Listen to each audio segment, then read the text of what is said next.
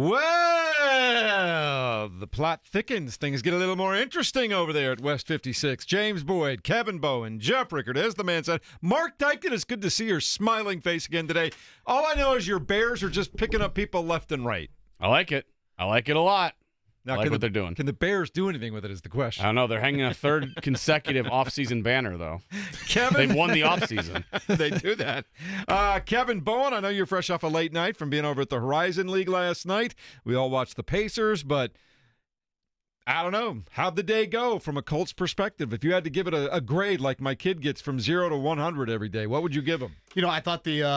I thought driving in the full moon was Chris Ballard smiling down. Wow. I like it. See, I told you those words would turn into action. I'm sure you could find the audio from yesterday. I think I said it to you guys at the Horizon League. We were at the Corteva Coliseum. I'd like to see a high-level defensive back starter, and I'd like to see one more. And certainly that's how the day played out. So, I think more than anything, what you appreciate if you're a Colts fan is this is an attempt at your biggest need. And to me, that was the secondary entering the offseason. This is a swing that we're not used to. This is an early start to free agency we're not used to. And if you want to get technical, they've even structured the contracts in a way that they don't typically do. They actually have a little bit more room than I thought as we sit here on this Tuesday morning. So, I don't want to speak in hyperbole. These aren't Canton players, but these are reliable to above average players on legit defenses who are pretty durable, which is important when you consider the secondary injuries, and they have January experience. I mean, Charvarius Ward has played in 17 playoff games. Add up the amount of playoff games on the Colts roster. That stuff matters. Do you want to know, seriously, the rest of the DB room combined? Well, the DB room, there's no way they add up to that. 12. Yeah. Wow. And I'm sure a lot of that is Samuel Womack coming over from San Francisco last year. Yeah. a Samson lot of those Abercrombie playoff games came in San Francisco. Samson Abercrombie can kind of skew a lot of the playoff numbers considering he was with the Rams and then the 49ers. But, you in the AFC, you can't have the secondary that the Colts have run out there here in recent years. And so this, again, is a big swing, an un-Chris Ballard-like swing at addressing that need. So you have to commend him for that. One thing we didn't see yesterday, James Boyd, is competition at quarterback. Yeah. As the carousel spins around the NFL, guys are getting off here. Guys are getting off here. They're getting picked off here. What are the Colts looking at right now? Is it Daniel Jones or draft at this point in time? I just feel like Jeff's greedy. Jeff's a little greedy, man. You're not satisfied with what happened yesterday? Well, no. I'm just pointing out that half of the things that Chris Ballard talked about at the Combine 2 weeks ago were competition at quarterback. No, this is fair. This is very fair. And honestly, I was waiting, Jeff, because, I came in today this morning before we got on air, and I told Kevin all I did was write. It's like we had a carpal tunnel from writing so much, As soon as I get jumped on one thing, something else happens. But I say all that to say I was waiting for me to, get ready for bed, 11:30, and like that Daniel Jones signing comes in. But I do think that, you look at the landscape of the league as far as quarterbacks, this is not reporting. This is just me taking an educated guess. What other options are out there for the Colts and what other options are out there for Daniel Jones, in my opinion, other than going back to Minnesota or having a chance to potentially compete for a starting job here in Indianapolis. So it does seem like, the chance of him landing with the Colts is probably higher now than it was yesterday at this time, just because of the quarterbacks and what we've seen kind of happen since then. So it was a big day, I think, for the Colts overall, though. And I will say, when you have DeForest Buckner tweeting out, "Let him cook," hashtag Chef Ballard, I think the franchise and some of the pillars of the franchise, one of them being DeForest Buckner, feels pretty good about what he did. Kenny Moore also tweeting out yesterday, KB, talking about the fact that both of them just indicating that they are fired up about what the Colts did yesterday. That's really what it comes down to. Yeah, and, something we've talked about, I think, all offseason long, Lou Anarumo comes over, and, we'll see how the Trey Hendrickson domino plays out. But assuming you don't get Trey Hendrickson, that was the leading sacker in the NFL last season, okay? If you're going to play more coverages and you're going to probably blitz a little bit more, you need to trust your back end. And so I think that's what yesterday was. If you look at, especially Cameron Bynum coming over from Minnesota, that is a very exotic Brian Flores defense. Clearly there's a comfort level there in his ability to handle, coverages and handle, being kind of the QB of that secondary. I kind of look at him as a healthier Julian Blackmon. And then Charvarius Ward, just 2 years ago, he was one of the best corners in the NFL. And last year, we'll get into his story today. Tough times. tough times is putting it lightly. I mean, just tragedy-filled, horrific. I've almost found it eerie yesterday that, like, Ryan Kelly leaves and Charvarius Ward comes into the building, and both of them have such tragedy amongst their lives as fathers, more than anything. So, can he, find a little bit more just stable footing? Because I think he's been very outspoken by how difficult last season was, how difficult going back to California was at times last season with just, again, the beyond tragic loss of his daughter. So, to me, it was all about the secondary. I tried to hit on that so many times yesterday with you guys of saying, that is the position group that needs upgrade. I kind of always view tight end maybe in a little bit more of a drafted light. And certainly there are still needs. I mean, you guys just hit on quarterback, and there are still, we'll see about the Will Fries domino. How does that play out? But we got an answer on Brayton Smith yesterday. So that is something that we are curious about. Defensive line will be one to watch. Dio Dengbo leaving. I think some Colts fans might find it hard to believe that man played the most snaps of any defensive lineman for you last season. So that's a lot of playing time exiting, stage right. So, again, still some things to be done, but we have not seen a day one like this under Chris Ballard's watch ever. And I think Colts fans, at the very least, have to be appreciative of an attempt at trying to cure what I think is the biggest need. I think they should be excited. I was excited yesterday when all the pinging kept taking place on my telephone, and I was checking to see what James Boyd wrote. And then I'm going over to see what Kevin Bowen wrote. Man. Then I'm coming back to see if Mark Dykton is just celebrating life over on Twitter. I mean, all the predictable stops, Mark right? Dykton? Huh? Yeah, I said Mark got a little Dio Dengbo. I think I like the upside and potential of him playing across from Montez Sweat. I like that. I would like to see that's something he didn't have in Indianapolis. I'd like to see if that helps him, reach his potential. I was a fan of Dio, versatile, durable. You would not have been bummed to see him come back, no, right? but again, when you start looking at that price tag, I mean, ironically, that $16 million number that we kind of threw out there, that's exactly what he signed for. Again, I am curious as we sit here on day two. What about Will Fries? And then certainly, what you do at quarterback. I don't know if quarterbacks changed too much for me, guys. I feel like yesterday at 7:30 we debated it's in Daniel Jones's court, right? Yeah. Minnesota or Indy. And as we sit here 24 hours later, isn't that still the storyline? Pretty much. I mean, yeah, we saw some quarterback answers, and Justin Fields going to the Jets and, Sam Darnold going to the Seahawks. But I don't think the Daniel Jones specific situation shifts anything. I don't think Pittsburgh would all of a sudden enter the fray for him, but who knows?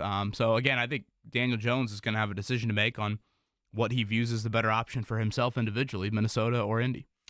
Speaking of the Steelers, I couldn't help wondering if they're really going to bring in Aaron Rodgers to go with now DK Metcalf and their existing situation. There could be some drama there in the offseason. During the season, Kevin. There could be the Colts big drama. play in Pittsburgh, right, this upcoming season? So George Pickens and DK Metcalf, when neither one of them is getting what they want. I mean, look, the Colts might be in good position to win that game if things are going sideways as far as personalities go. But point is, I like what the Colts did yesterday. Yeah, I mean, real quick, we do have the numbers officially on Cam Bynum's contract, and his cap hit for this upcoming season is only $7 million. Wasn't it?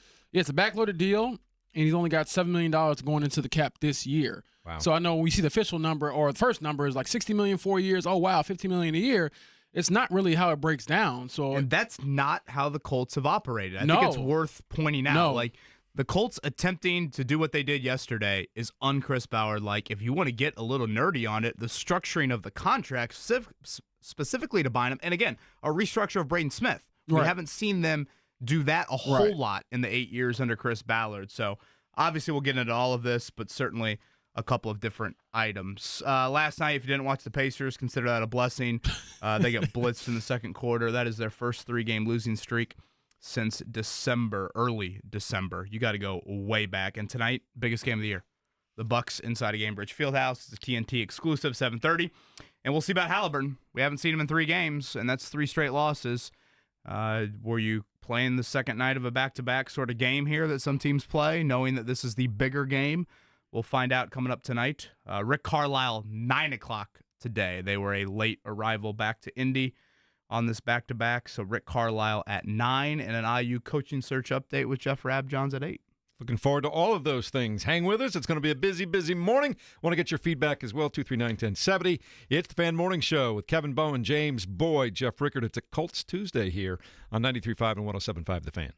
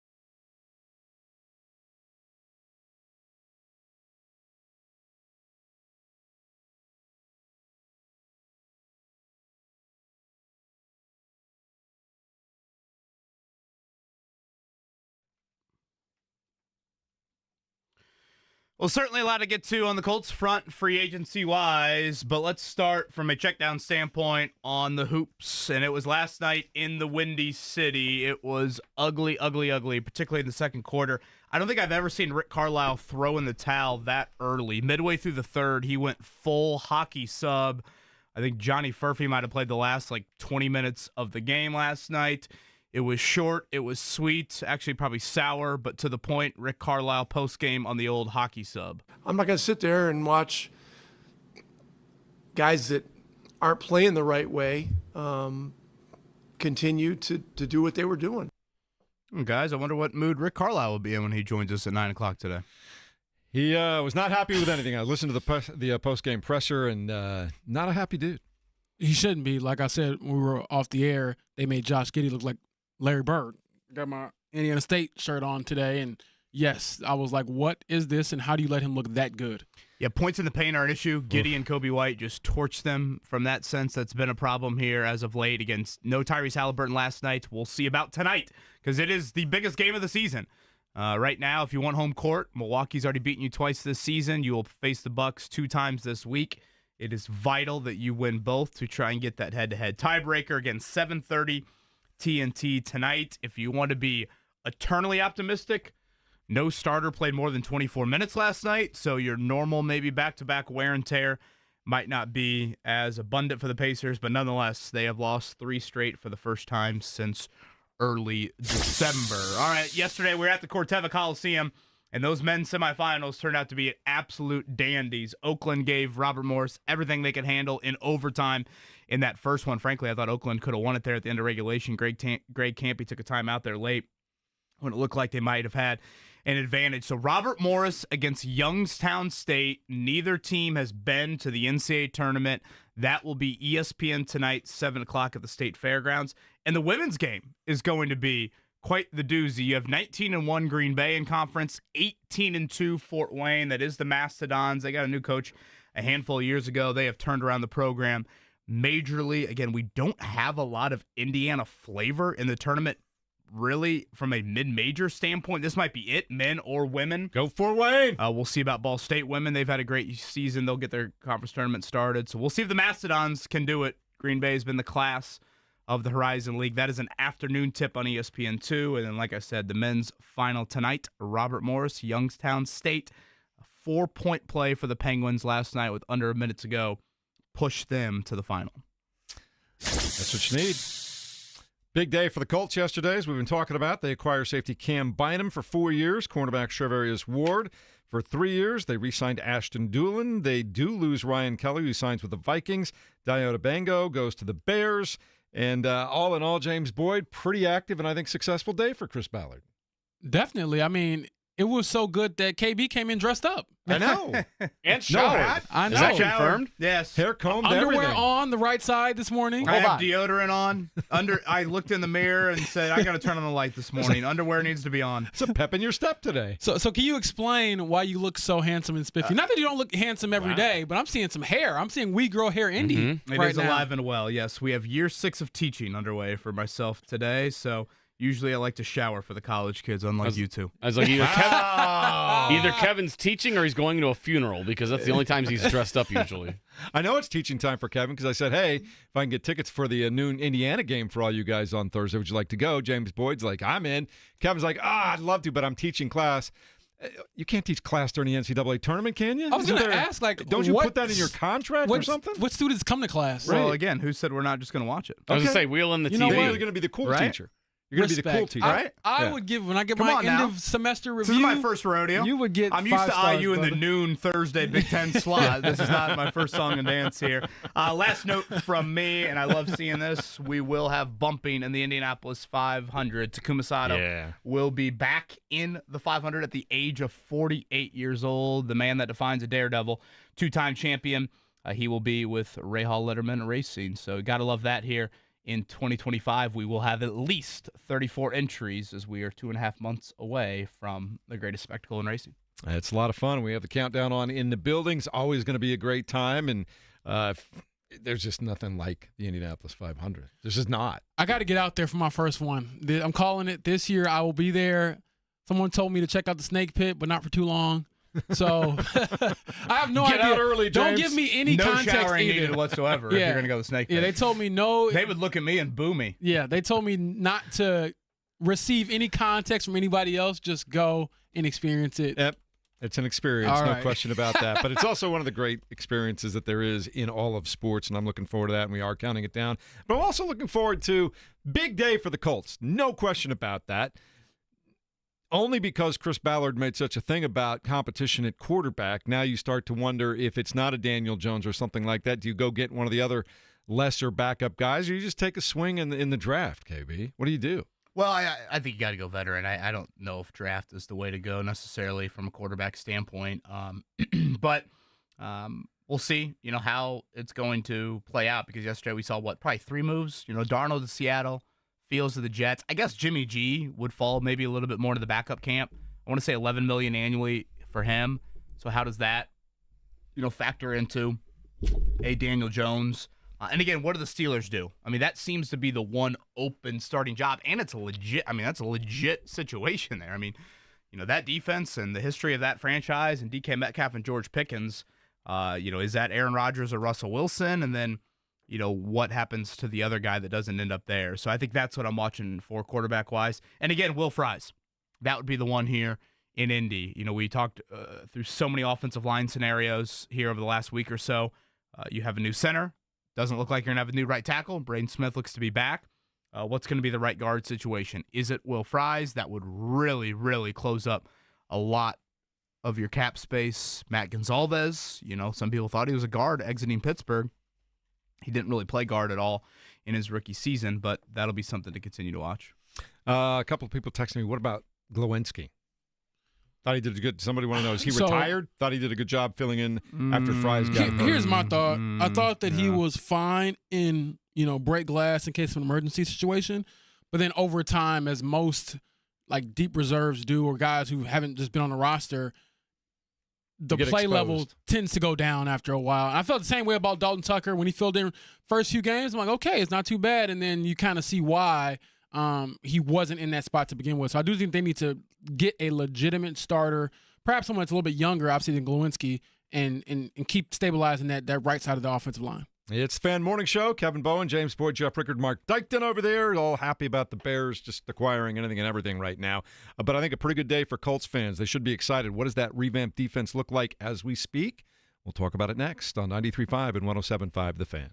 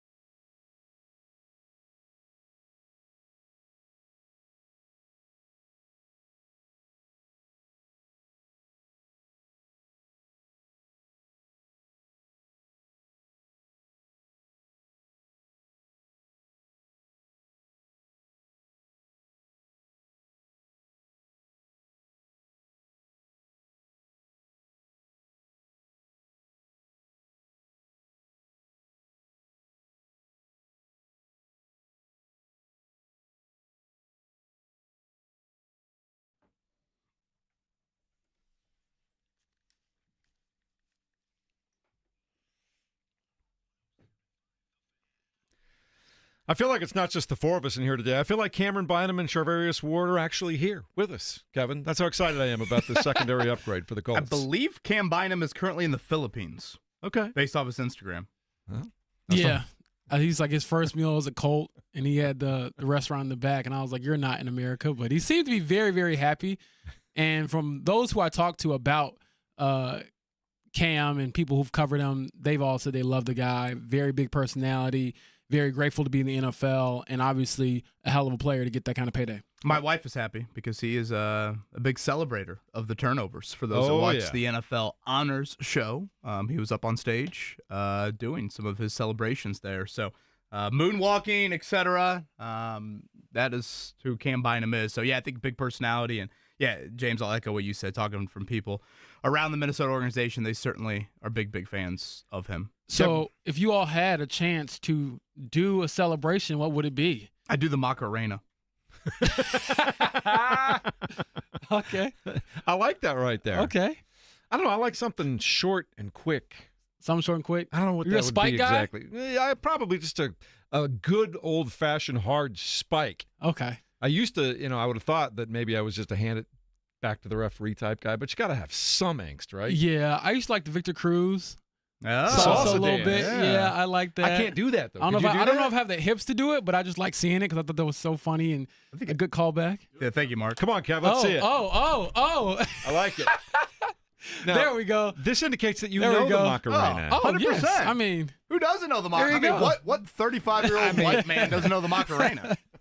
I mean, come on. I feel like It's like the a- one dance we can do. Yeah, literally, yeah. Gosh. I was about to say we're like in a conga line or something like that. It's a lot different than what they did at the Three Amigos, Mark. Remember Yeah, that? Something like Then that. you go to the wedding, they break out the cha-cha slide. I'm Oh, like, boy, man. might be time for me to grab a drink. Hey, look, Yep. all you gotta do is follow the steps, KB. I think we need a video Easier said than posted. done with my I think we need a video posted later today with your touchdown dance. What do you think? Well, yeah. Even a turnover dance. I think we're trying to go Well, viral. I mean, what dance was Chris Ballard doing yesterday? Seriously, I mean, just this a happy guy, dance? he was or cooking Lou it up. Anarumo.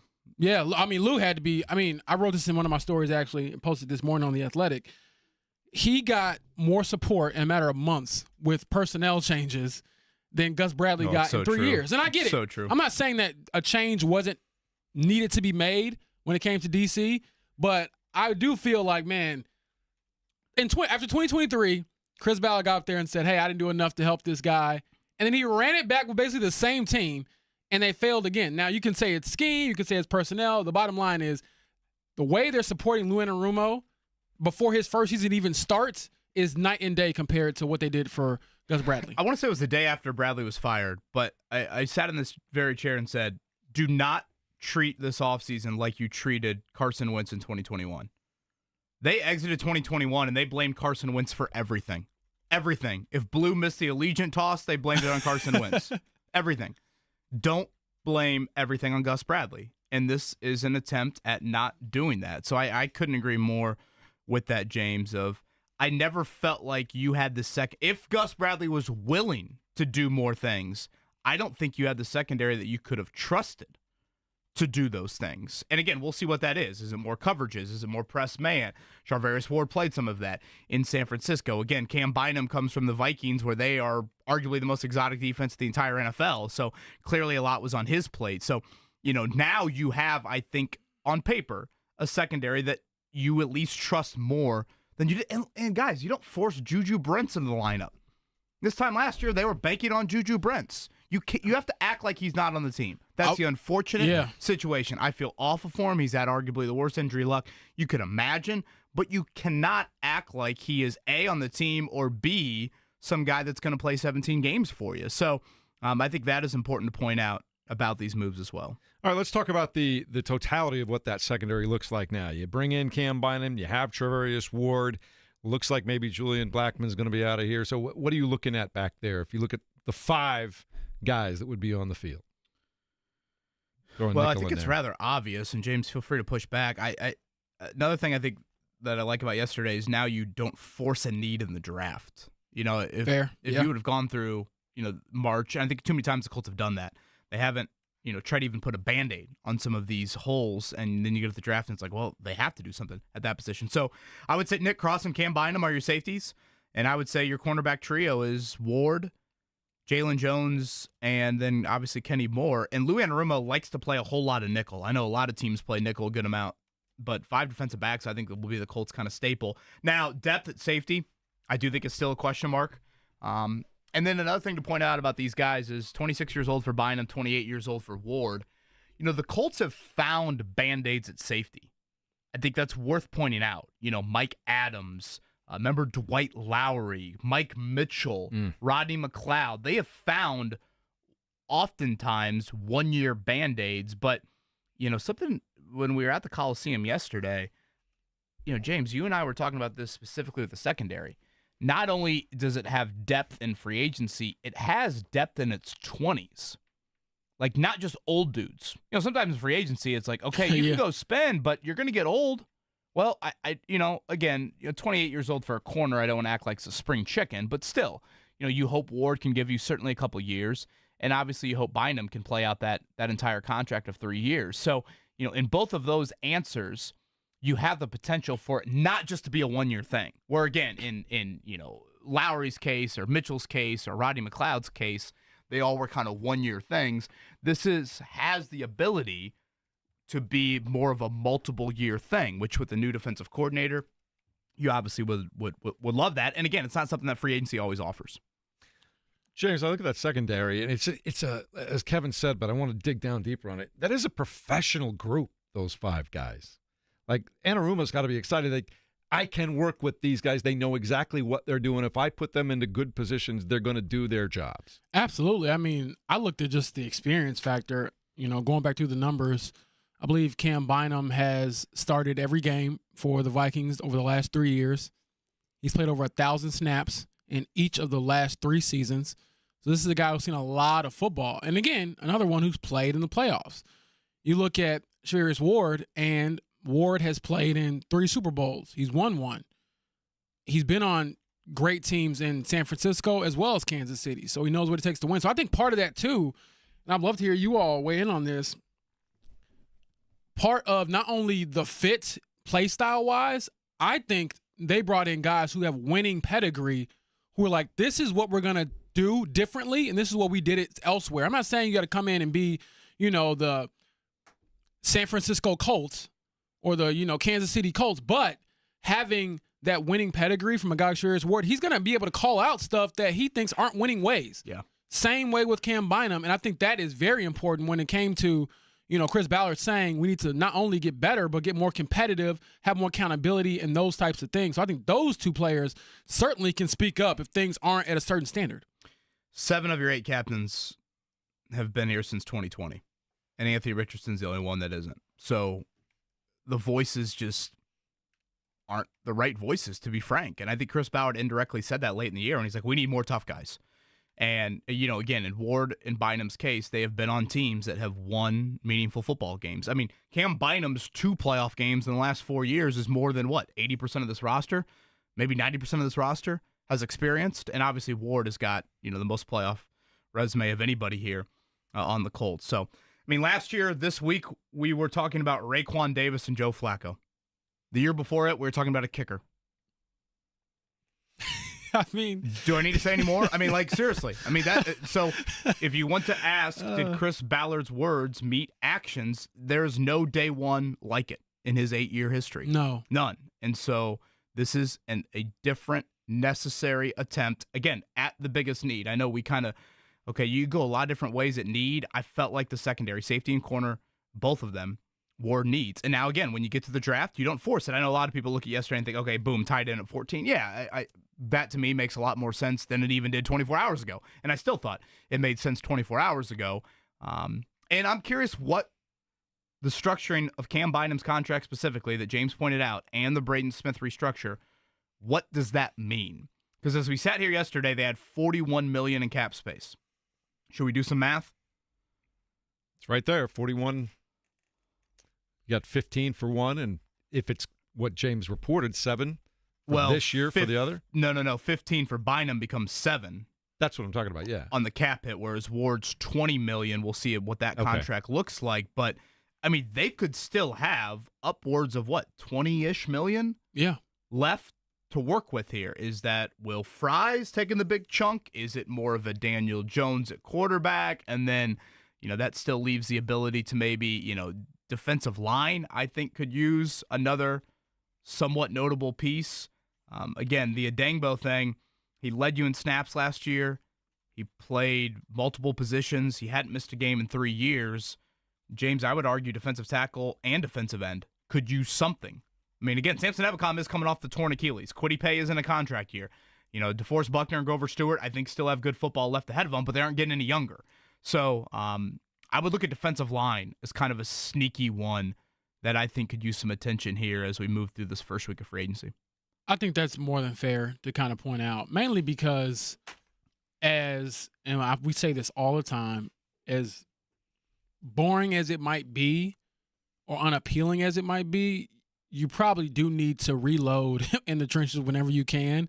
And whenever you think you're done, add another one just in case. Because we see these guys, they get banged up, and then obviously they don't play every snap most of the time unless you're like Max Crosby or somebody. But I think that's a sneaky need for them, and so we'll see how that plays out too. But again, I think the big signings are out of the way, at least in free agency, outside of quarterback, obviously, that being a headliner. But the rest of it now, I'm just, okay, add depth. And that's the other thing, too. When you bring in guys like Cam Bynum and Shavarius Ward, I believe that you now have more depth.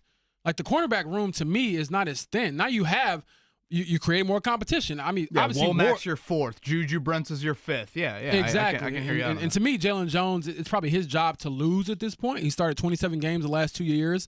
I do think that he's been one of their better outside cornerbacks.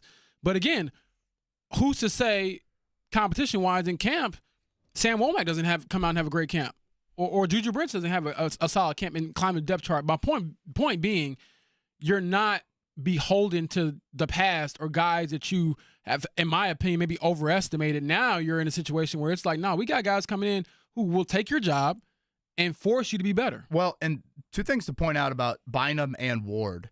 James, they were never handed anything in their NFL careers. No. Charvarius Ward was an undrafted free agent. Yep. Earned it on a Super Bowl defense in Kansas City, and then went to San Francisco and played at even a higher level. Cam Bynum was a fourth-round pick. In the very next draft, Cam Bynum was taken out of Cal in 2021. In the very next draft, Minnesota drafted a safety in round 1.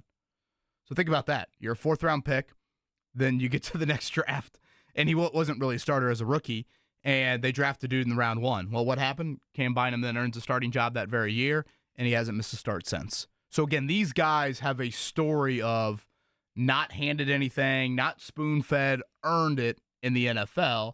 And I think that big word, that all caps earned has not been something that's been acted upon very often there at West 56th Street.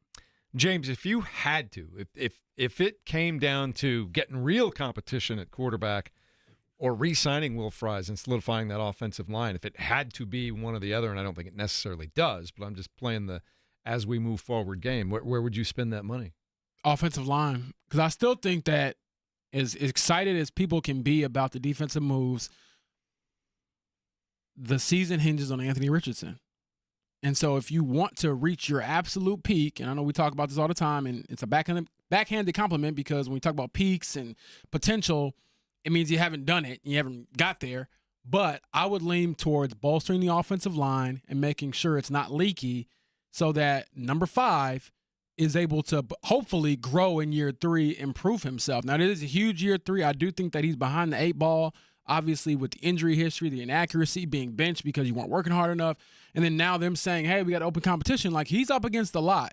But I still would lean more towards the guy I chose 4th overall just 2 years ago versus, you know what, let me just open the purse a bit more, get another guy in here and start over with him potentially. Like, I don't see the vision in that. And again, I don't mind the Daniel Jones potential signing or someone else of that caliber, mainly because, as I've argued on this show, any competition at quarterback is pretty much good competition for Anthony Richardson because he hasn't done it. He hasn't played well enough for long enough in the NFL to really say that Daniel Jones wouldn't be real competition.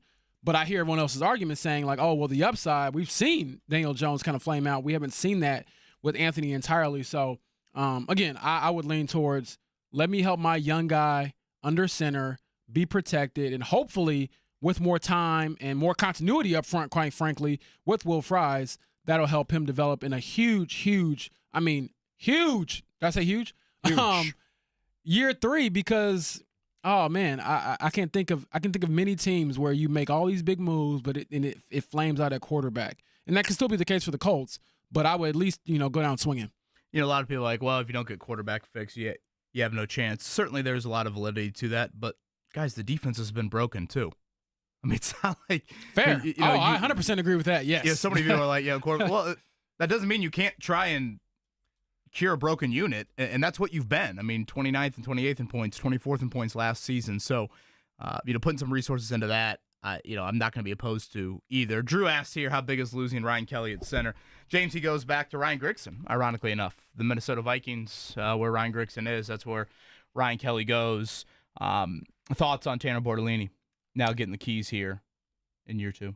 You got some experience. What did he play, 5 games last year?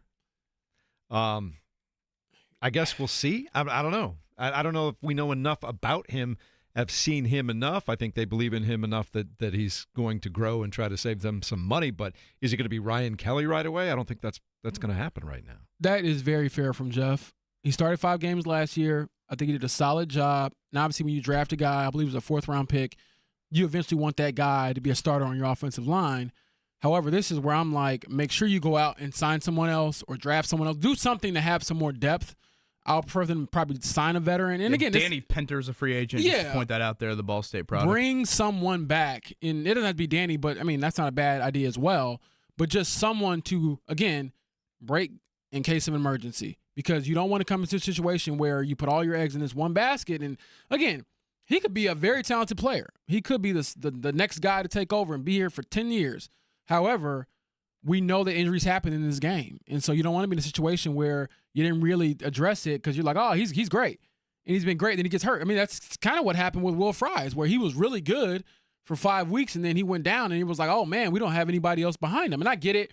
The one thing I always try to tell myself, guys, when I look at like rosters is like they're not going to be perfect, right? There's going to be some deficiencies in certain areas, but the goal is obviously to have the least amount of deficiencies in areas that you can kind of predict. And I think offensive line, and particularly center, is an area where you can predict needing more help. Ben asked about how much of an upgrade is Cam Bynum versus Julian Blackmon. I said in the story I posted on 1075thefan.com, I call Cam Bynum a healthier Julian Blackmon. Yeah. I read that, and the more I thought about it this morning over coffee, the more I leaned into it. I think you're right. It is eerie when you put their careers side by side. Eerie how similar they are. I do think Bynum had a little bit more recent ball production, which I think you like this past season. Now, again, how much of that is schematically Brian Flores and them? They play an aggressive defense, whereas Julian Blackmon is pretty much asked to be the final line of defense under Gus Bradley. Maybe that is worth a debate, but that's kind of how I view Bynum versus Blackmon. Again, very similar careers. Both of them, ironically, were college corners in the Pac-12 and have turned into, NFL safeties. One was a 3rd-round pick. The other was a 4th-round pick. Again, maybe not the greatest, testing athletes. Probably why they moved from corner to safety. Seem to be super cerebral on that front. So that's where I would kind of look at, Cam Bynum versus a Julian Blackmon. One kind of under-the-radar move, we mentioned it earlier, but they re-signed Ashton Doolin. It's a 2-year deal. That's just the kind of player you need on your football team. Contributes on special teams. They're in a pinch if you need somebody to step in at wide receiver. I like what he's been and a guy that truly knows his role and does it well, Kevin. I kind of like that. Yeah, and Rigo Sanchez has got to love it. I mean, You want to talk about from a punting standpoint, how big. And it's a little thing, but like, James, I'm trying to think. Doolin missed the Denver game for sure late in the year. I forget if he missed the Giants game. Maybe it was just the Denver game. I felt like that Denver game turned on the Marvin Mims punt return. There were many moments in that game. There were many when games, it turned. I think that when the guy dropped the ball before the goal line. Sure. But I hear your point. Yeah, that was probably a dumb statement. Now that I said that out loud. But I thought that Mims play gave them such light. No, seriously, that probably was the nail in the Denver coffin. wasn't really moving the ball. Yeah, and so that doesn't happen, to your point, KB, if Ashton Doolin's out there. And I mean, quick story on him. As many of you know, played at Malone University. They don't have football anymore. He's the only guy from his college in the NFL, and he will be the only guy from his college in the NFL unless they revive the program. And I remember talking to him about just his unique path to the NFL, and he played at this like school that's right next to like Kenton. So he's like, man, you're chasing this dream at this school, you're undrafted, and you're literally across the street from like greatness. And so it's kind of ironic in that way. I'm not saying that he's a Hall of Famer and like that, but it is kind of cool for a guy like that who, was kind of inspired by guys he thought he'd never really reach to be in the NFL, to now have carved out, a pretty lengthy career. I believe this is his third contract in the NFL. And again, you talked about the punt coverage and things like that. I think that also he's like a sneaky good depth wide receiver. I'm not saying I want him to be lining up and getting a bunch of snaps. No, but in a pinch, he's been productive. He's been solid. So I think that is another benefit to having him back on a very, modest deal. And I had somebody ask me yesterday on social media, oh my gosh, why they bring him back? And I'm like, because he's good and he's cheap. Like, what else? Like, what do you need? Also, Kevin, if you look around the entire wide receiver room, pretty solid. You talk about running it back, that's a pretty solid group coming back, I would think. Yeah, again, I didn't have wideout as one of the big needs. Sure, you love an alpha, but, at some point you have to look at all your needs and kind of weigh which ones you can actually invest in. I'm curious, linebacker, do they do anything here in free agency? They've really never done that because Chris Ballard is drafted so well there. But again, EJ Speed is a free agent. Jalen Carlisle was the 5th-round pick last year, making the position switch. Are they just kind of content with that? And then tight end, a lot of it I just kind of view in the draft. But, if Mo Alley Cox ends up walking, they did laud him for his blocking. Do they go out and find maybe, nobody that's going to break the bank, but just kind of a veteran tight end to be more of a blocker there? That'll be something I'm going to keep an eye on as well. Jonathan Taylor keeping an eye on that too. Find me that 6th guy that's ready to throw down for me right there. That's exactly how that's going. So pretty good first day for a free agency frenzy. You can't sign anybody until later on this week. But as you guys have pointed out, it was the day of has agreed to terms with. And agreeing to terms with the Colts yesterday. If you're just joining us, good morning. Thanks for being here. Safety Cameron Bynum, 26 years old. It's a 4-year, $60 million deal.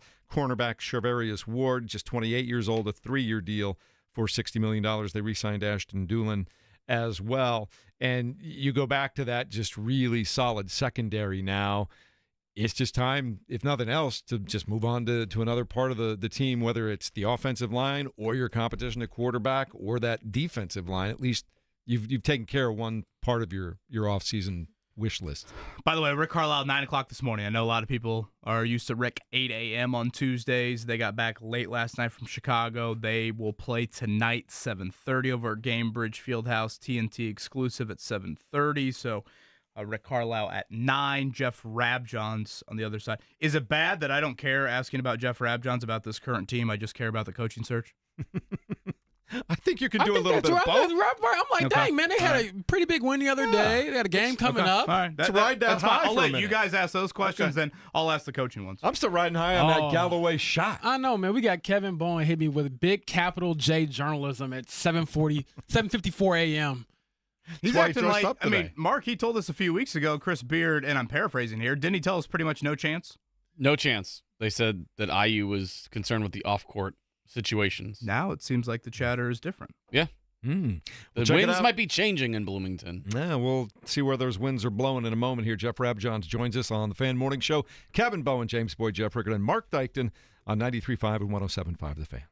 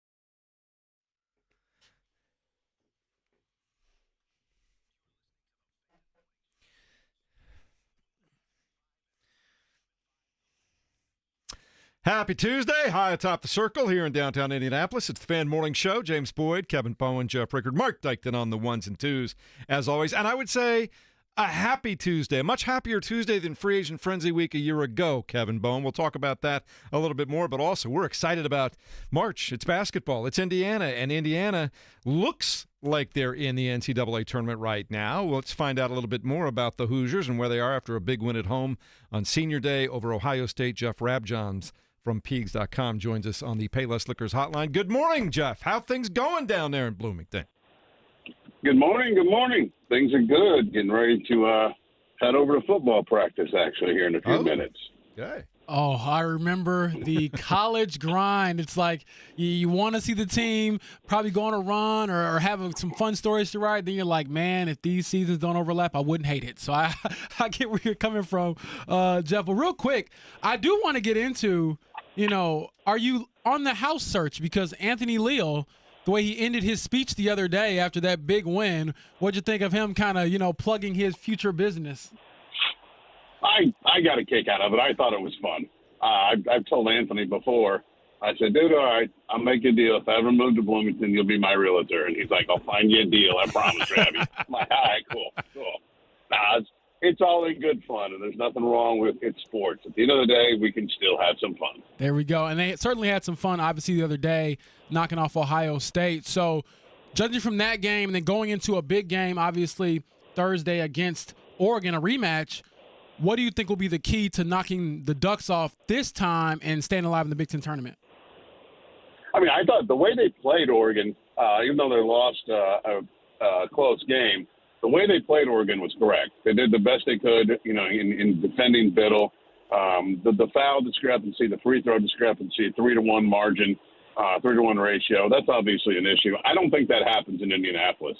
So if IU can defend Biddle the way they did, keep their guards from just driving at will, I think Indiana has a good chance to win that game. I really do. I think I'm probably in the minority, but I think Indiana's got a chance because I think they played them correctly, and there wasn't anything they did defensively where you look at it and go, okay, I don't know about that. I think the one thing that Indiana has to do is get sucked into playing two bigs for too many minutes. They're clearly better with one big on the floor and four shooters. Their best lineup over recent games, obviously, Miles Rice, Anthony Leal, Trey Galloway, Luke Goody with one of the two centers, either Malik Rideau or Umar Ballo. I think if Indiana sticks with one post player on the court at a time, I think Indiana should have every chance to knock off Oregon. I think Indiana is highly likely in the tournament already. I think the question is, any chance they slip to the first four. But if they beat Oregon, I think they're in, or I don't think they have to start in Dayton. So one more before I turn it over to Kevin Bowen, who will grill you with the very harsh questions this morning. But we heard, Mike Woodson say, maybe I'm leaving too soon. What's the vibe down there? Or better question, how would you characterize the Mike Woodson tenure? Versus maybe the optics of it from the outside, and then how it really feels down there and the realism of whatever he's done during his time. Okay, well, to answer the question that you were starting to ask, Indiana's going to have a new coach next year. Okay. It's done. Does Mike know that? I'm just telling you, Indiana's going to have a new coach next year. Whatever gets said to CBS on a quick hitter post game, whatever, it doesn't matter. There's nothing wrong. Everybody can say whatever they want. I'm telling you, Indiana's going to have a new coach next year. That process is way down the road. As far as Woodson's tenure, it's certainly been a little disappointing. The idea was, as IU presented it, that he would get IU back to, national relevance, competing for national significance, and it just hasn't happened. They go to the tournament early with two NBA players, Trace Jackson-Davis, Jalen Hutch-Spino. They win one game in the field of 64. That's over Kent State of the MAC. Turn around and play Miami, get rocked. Before that, they play in a first four game. Then they play in the round of 64 against St. Mary's and just get absolutely destroyed. So they really haven't become nationally relevant. So that part of it, I think, is a little bit of a disappointment overall. They did – a whole lot of people deserve a lot of credit for improving their NIL situation and embracing NIL. Depending upon who you want to believe, their NIL payroll is somewhere in the top 10 in the country. So you have resources now at IU that you didn't have in the past. You've got some very big hitters to embrace NIL and contribute. And some of those people are Woodson's friends, and I give Woodson credit for going to some of his friends and saying, hey, we need you. This is just the way it is in today's world. You got to pay players, and that's just the way it is. So IU's done a good job on the NIL front. But overall, they really haven't been nationally relevant. I think their best Big Ten record under Mike Woodson was 12-8. This year, they bring in, a highly regarded transfer portal class. They go 10-10 in the Big Ten. They're not nationally ranked now. They're on the NCAA tournament bubble in year 4 of a coaching tenure. I don't think anybody would say that's where Indiana should be in year 4 of a coaching tenure with significant NIL resources. Amen to that. Jeff Rabjohns from Peegs with us here on the Payless Slickers Hotline. Rabby has been a busy, busy man. Will continue to be as he juggles not only the current team but also the coaching search. Rabby, I want to shift gears to that. Let me throw a couple at you. Laugh if you may, but I will ask the questions because, I don't know, people are telling me to ask these questions. Ask me anything. Have we crossed Brad Stevens off the list in Sharpie marker?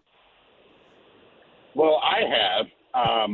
And I'll pass along the latest rumor, but I'm going to preface it by saying it is a rumor, and I don't believe it. But people like to hear the rumors and the chatter. So, okay, fine.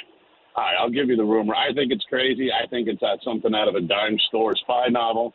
But there are some boosters who are still telling me they think IU has some silent verbal from Brad Stevens, and they're just waiting until IU season is over to announce. And they just cut him off right there. That was it. Boy, was that real? I mean, that was like a movie scene. Just cut it right off. Right after he finished. That's like the mafia. Is he alive? Yeah, check on him. Oh, my goodness. You think Mike Woodson heard that and just cut him off? Like, He said, did you not hear me in the post game on the Stevens floor? camp? Who knows? Boy. Who knows? I had like 2 more that I wanted to follow up with. I was going to say, Mark, cut that as a promo. My goodness. I think he still can. It's just a different promo now. So the booster, there are some, did I hear that right? Some boosters call it a silent verbal from Brad Stevens? Is that like getting a silent verbal from that girl you always really wanted to go out with in college, and then when you actually get the courage to ask her out, she doesn't want anything to do with you? I don't think I was getting any silent verbals, to be honest with you. Jeff Rabjohns is I was back. Manti-Teo catfish there. Oh, okay, my Rabby, goodness. I think it was cut off right as you said. Booster or two have told you Brad Stevens is a silent verbal, and you do not agree with it. And again, correct me if I said anything wrong there. They said they think. Okay. They didn't say definitely. They said they think. And again, I think it's a crazy rumor. I think it's, I think we put it in the same category of when IU hired Archie Miller, that Billy Donovan was in town in Bloomington looking at horse farms and all that other nonsense. I don't think it's true, but you ask the question. People like to hear rumors. There you go. I don't believe it, but there you go. The craziest rumor that's being floated right now. Okay, next on my list is Chris Beard. We had you on a few weeks ago. You were, I think, very adamant that the Chris Beard off-the-court stuff would cause IU to say no. It sounds like at some point they have reached out, though, to Chris Beard, and the verdict on that remains a no. Is that correct? Yeah, what I was told was early on it's going to be a no-go. Then some people decided, well, there should at least be some conversations. I was told there was a conversation, and then the answer was no. So at this point in time, there is nothing out there saying that Chris Beard is a legit candidate for Indiana. That doesn't mean it can't change, but as we sit here today, that's what I've been told. Okay, and then my last one, I appreciate you entertaining these.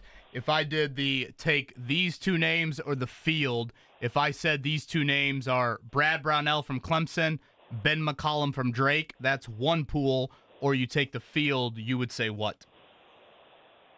I would lean toward it being McCollum or Brownell right now. I would lean toward it being one of those 2. It would not be a very strong lean. Might be 55-45, but there's been a lot of chatter about Brad Brownell and Ben McCollum to this point. Brownell, obviously, Indiana native. Everybody knows that, Evansville. Knows a ton of people in the state. Ben McCollum, just unbelievable track record at lower levels, goes to Drake, has them at, I believe, 30-3. I think that's close after they just won the Missouri Valley title. Highly regarded basketball mind, highly regarded by a lot of people. There are rumors that his initial preference was the Iowa job. The rumors about that job opening are still percolating. I know Fran McCaffrey said he's not going anywhere. We'll see. Maybe Fran's right. Maybe he's not right. We'll see. But the two names you hear about the Iowa job are Darren DeVries, who's now at West Virginia, previously at Drake, had a phenomenal run at Drake, and then obviously Ben McCollum, who's at Drake. Those are the two guys you've heard behind the scenes going back to around, I don't know, Christmas, early January, that if Iowa made the move, these would be the two names at the top of their wish list. All right, Jeff, we're going to let you go. You might want to be looking over your shoulder the last couple of days. I don't know exactly what happened there, but it got weird. It's coaching search season. These things are weird. And it's part I like of it. I love it. Thank you, Rabbi. Appreciate you guys. Have a great day. You bet. There he is, Jeff Rabjohns from Pigs.com, always plugged into what's going on with the Hoosiers. I like Brad Brownell a lot for that job. He wins at a high level. He wins against, he's got to play Duke and North Carolina. And Why do I feel like he's on the hot seat every year? It's Clemson. For some reason, they expect the basketball program to live up to what Dabo had with that football team a little while ago. But he can really coach. Doesn't seem to matter what group he has. I've spoken to coaches from North Carolina and Duke, and it's just tough for them to play them. I'm surprised you guys are still talking about this topic because they're going to send the black trucks until you get off the air. So, me and Mark, I feel like we're probably a little safer. Mark, you gotta cut that first Stevens answer there. I think I said this to you guys a few weeks ago. I would want at some point Scott Dolson to write a book on the coaching search. I just think it's so fascinating how secretive you have to be, the highs and the lows of the search. Which boosters do you trust? Which ones do you don't? How are you utilizing planes? Who are you meeting with? Are you trying to meet with the coaches directly? Are you trying to meet only with agents? Are you hoping you've got a little Zoom interaction where they just close the door? I think all of it is just beyond fascinating. And the Stevens answer to me is exactly that.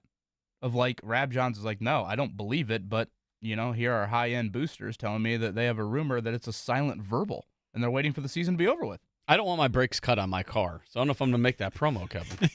Nothing says definite, though, like rumors of a silent verbal. Well, and let's be honest here, guys. If we're making an SEO from a promo standpoint, Brad Stevens' IU job, isn't that a layup? Are we obligated? Isn't that you talk about Peyton Manning with the Colts? You got three paragraphs easy right there, don't you? Here's a quick SEO funny one for you. So when Dallas Clark went to the Ring of Honor, I think the Indy Star or something like that had a headline that might have said something like, Clark goes into Hall of Fame, and everyone obviously around here thinks Caitlin Clark. So every now and then you got to play the game a little bit. I'm sure got lots of initial hits. There you go. Going to the Hall of Fame right there. So we'll keep an eye on the coaching search at Indiana, but I am still excited about what they might be able to do this week, starting on Thursday against Oregon at noon over at the Fieldhouse. Win a couple of games, get some momentum going. Why? I'd love to see Woody go out. Don't get me wrong, I'm not saying keep him around, but wouldn't you love to see Woody go out with a couple of wins? One, I think a win would help your NCAA tournament bid a ton. I think they're in probably regardless, but you want to make sure you're extra safe in that regard. Yeah, exactly. That's how I view Oregon game. Get out of Dayton game. So I think that's a big push for them. But on top of that, it would be kind of cool to see it. And again, I'm sort of an outsider, but I've watched a lot more IU basketball than I've ever in my entire life the last 2 or 3 years. But I say all that to say, when you hear the emotion in Mike Woodson and you're like, man, this guy grew up. He said, I grew up in this gym. The school changed my life. It's hard for me to be I want this guy to fail. I can recognize you probably want to make a change. They will make a change. However, as a guy who just wants to see some good basketball and have some fun, I wouldn't mind seeing him go on a little run here. All right, a lot of basketball this time of year, a lot of football, and rumors, at least agreed to terms in the National Football League this week. Let's get to the morning checkdown.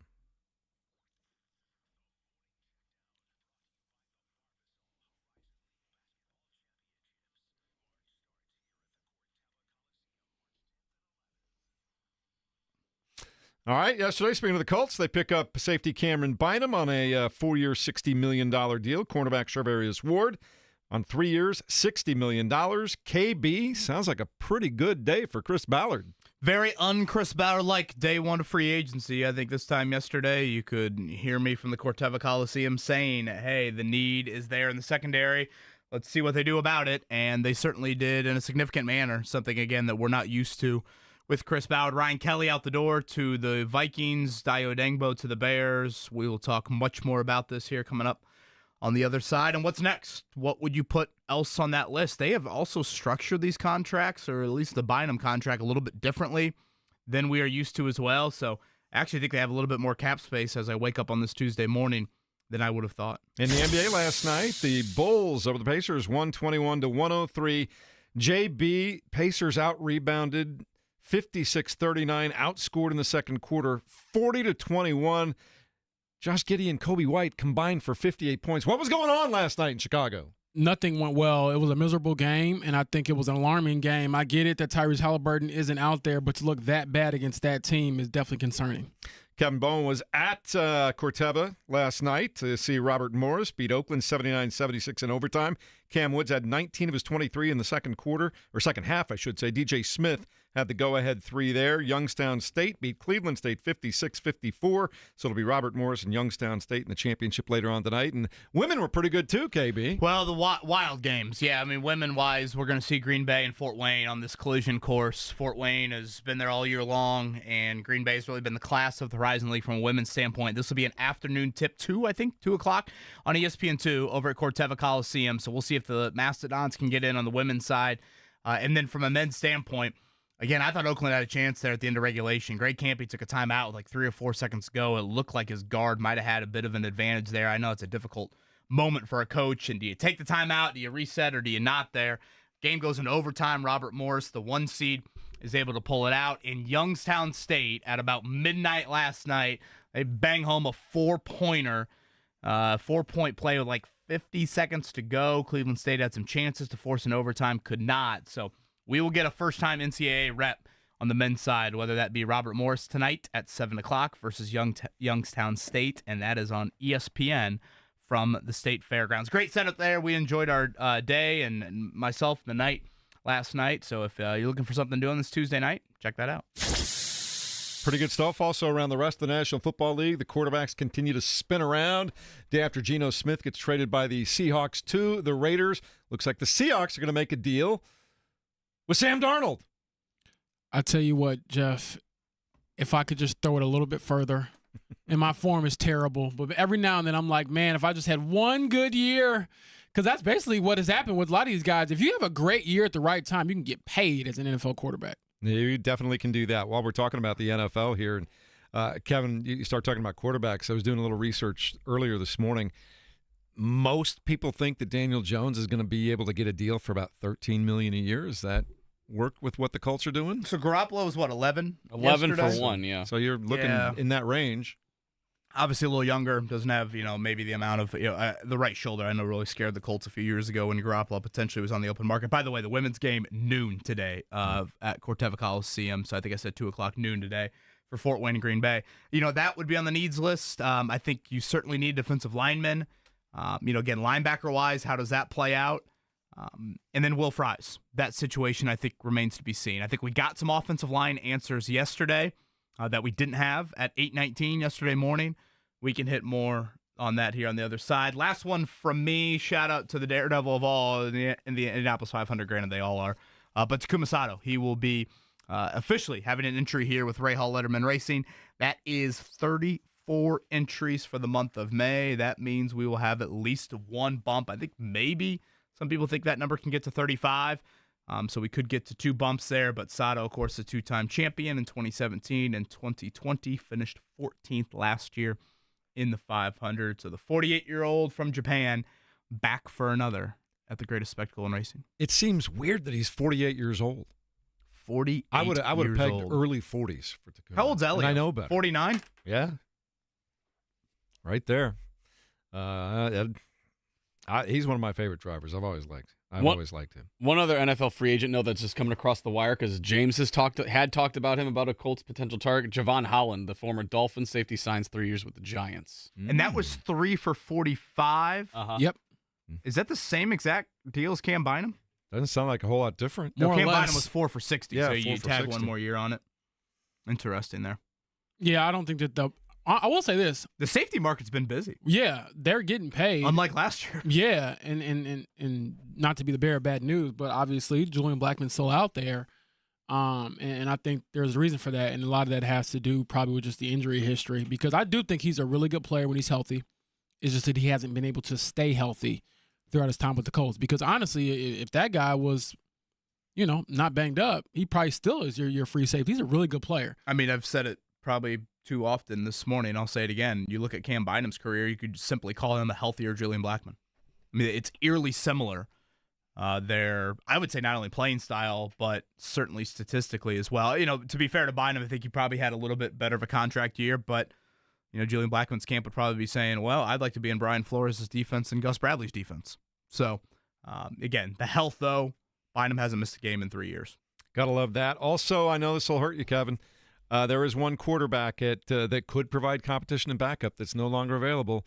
Zach Wilson looks like he's going to the Dolphins. You going to be okay? Well, good for the moms here in the city of Indianapolis, surrounding counties here. All of your moms are safe. Zach Wilson in Miami, though. Boy, can you imagine some divorce bachelorette parties that head down to South Beach and Zach Wilson perusing the pool parties down there? Surprised he didn't go to Nashville and play for the Titans. Look, man, there's a reason why whenever I've covered anything in Miami, the fans don't show up until, halftime. It's a lot of fun to be had in Miami. We'll catch the game, too, later, right? I mean, I'm just speaking a little facts here.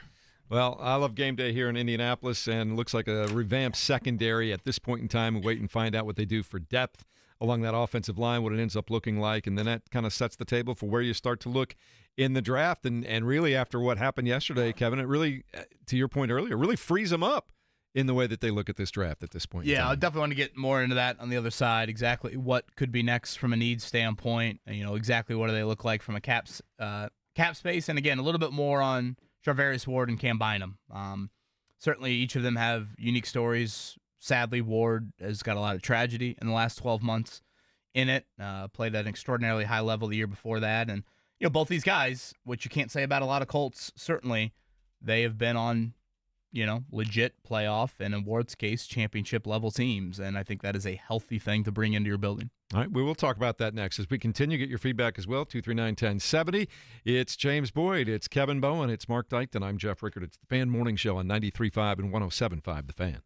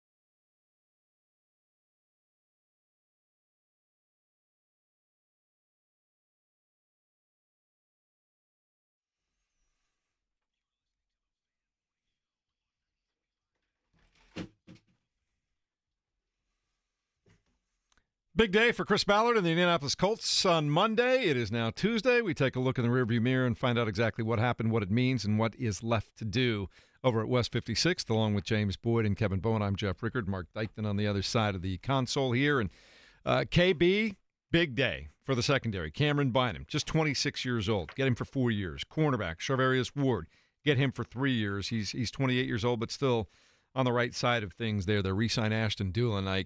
That's got to be at least an A-minus day for Chris Ballard and the Colts. I was driving in this morning. Don't know if the full moon is still out, but it was on the commute in. I thought it was Chris Ballard smiling down. Maybe he got some help from the man on the moon because he changed the way he's done things. Certainly. Again, we talked about this a lot yesterday. This is kind of what I laid out. I wanted to see a high-level start in the secondary. I wanted to see one other secondary move, and that's exactly what you saw yesterday. I would add we haven't seen not only this approach, but if you want to look specifically at the Cam Bynum contract, that is a backloaded contract that still allows for them to have some cap space, I think, to make an additional move or two of note here this offseason. Again, that is foreign to what we're used to in this era. So I just think this is what you, need to do and obviously want to see from your football team. If you are a fan of that team, it's a clear need, try and address it, and don't solely rely on the draft to do that. And what have you done? And I don't want to speak in hyperbole.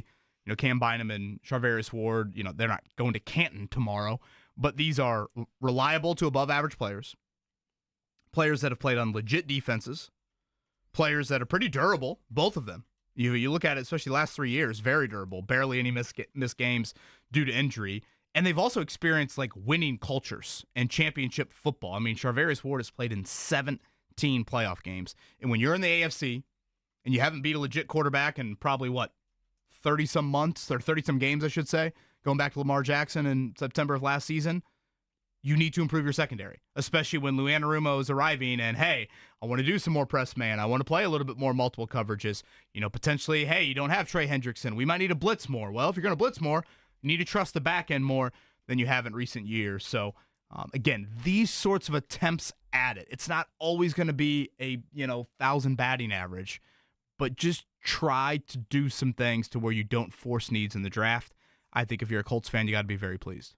Yeah, I would piggyback off that and just add that to me, when I saw these moves, I was like, oh, they're trying to win. And I think that's been the indictment on this regime is that, do they really want to win? Are they really want to get some skin in the game? Are they just going through the motions? And to me, and again, I've only been on the beat going into my 4th year, so I've been here obviously as long as Mike Chappell, the dean, but I talk to him often. And it feels like this was a line in the sand where it was like, you know what, we're going to go for it. And I respect that. And we might look up and say, you know what, the Cam Bynum contract, the Charvarius Ward contracts, they just weren't it. That's a very real possibility. However, at least you went for it is my whole point. I mean, that was my biggest thing coming into this offseason is you can't keep doing the same things, same song and dance, and expect people to, feel a different way about the future. I mean, the reaction I've received from the fan base, whether it's in the comments of my own stories, social media, here on air in our YouTube chat, it's like people are genuinely shocked and a bit optimistic. And I think that's fine to feel that way. Now, obviously, some are like Jeff and they're greedy. They're like, hey, what about quarterback? What about offensive line? What about defensive line? And I understand that. But I think you give yourself a chance to be taken seriously. And I also think, last point I'll make, is that to the guys you've kept on this roster, the guys who believed in you when I was thinking, man, they need to ask out. DeForest Buckner, Quentin Nelson, these guys, you can look them in the face and say, hey, I tried to build you a winner. And I don't think you can say that definitively the last few seasons. I like this analogy from Dustin here in the YouTube chat. I'll probably twist it a little bit here, but Dustin points out the Michael Jordan of NFL GMs just made a mid-range jumper.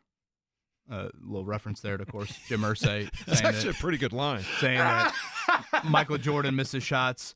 Yeah, you could make the analogy a step further and saying maybe the shot clock's winding down, and so you have no choice. Hey. And I do think maybe that would be a little bit further of the analogy. But, this gets back into, James, the conversation you and I had in this opening hour of, when the Colts season ended, in that first week of the offseason, they fire Gus Bradley.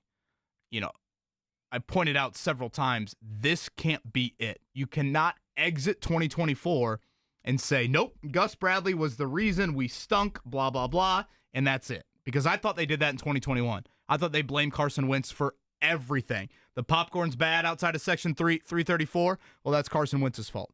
You know, it took a while for, traffic to play out of Lucas Oil Stadium. That's Carson Wentz. No. You can't lay the sole blame at Gus Bradley. And so now, with Lou Anarumo here, sure, the system has changed, but I also think the personnel needed to change.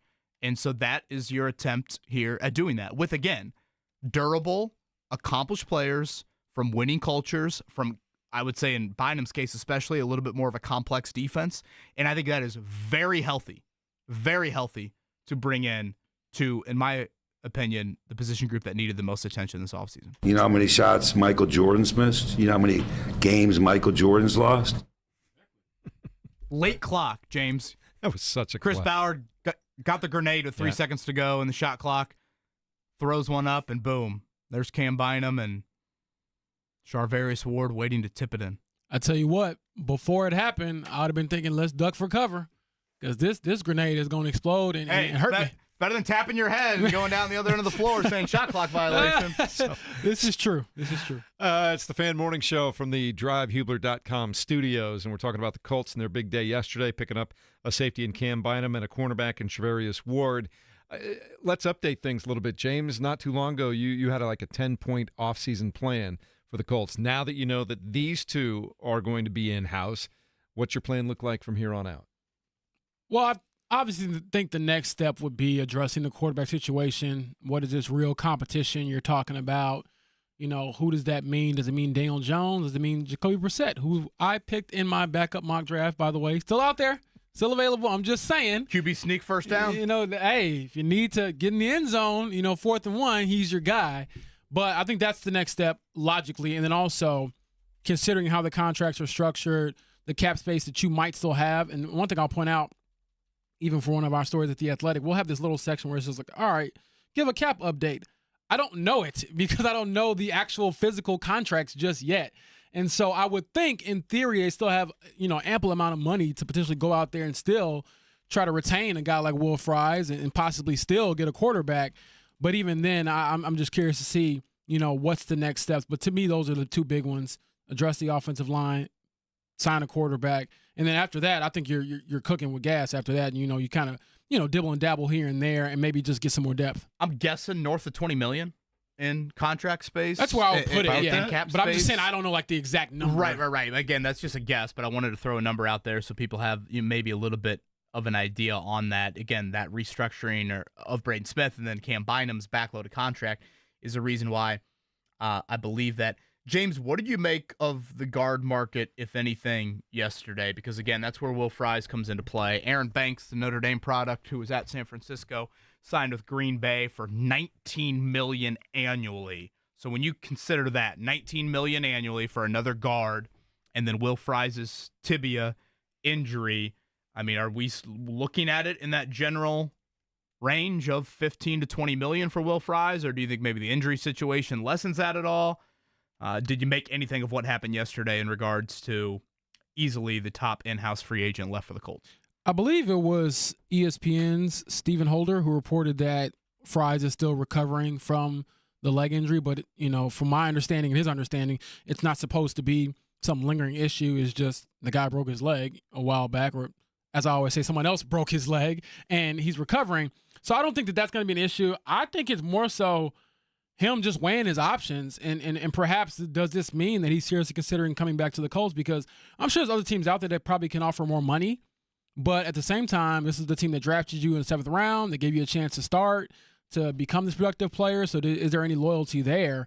I'm not saying loyalty like you're going to turn down a ton of money, but is there an incentive to kind of coming back and sort of quote unquote finishing what you started? So I do think that money-wise, it's going to be, I believe, at least 15 to 16 plus to bring him back, which is the going rate for guards. And, again, he was viewed as one of the probably top 10, top 12 right guards in the NFL last season before the injury, and those guys aren't cheap. Going back to Bynum and Ward here for a second, Chris Ballard, one of his hesitancies in free agency. And, by the way, Rick Carlisle, 9 o'clock today with the Pacers on a back-to-back, traveling back late last night. Rick Carlisle.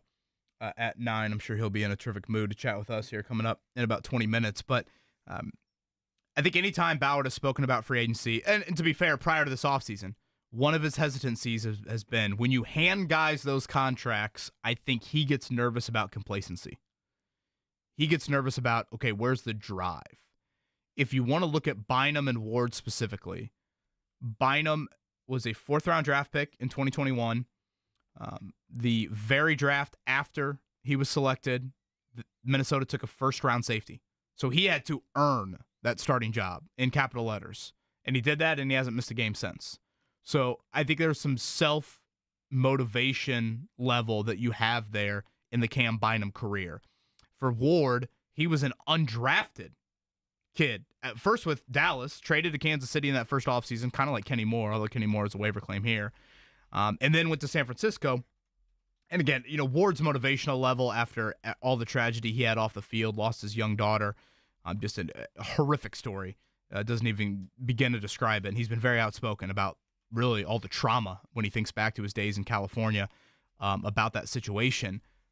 But, from an undrafted guy to an all-pro and a 4th-round pick who, again, in the very next draft, they took a guy in round 1, there has been a level of, no, you've got to come and get this spot. Like, we're not handing you anything. So I do think those backgrounds are also important messages to send to your locker room.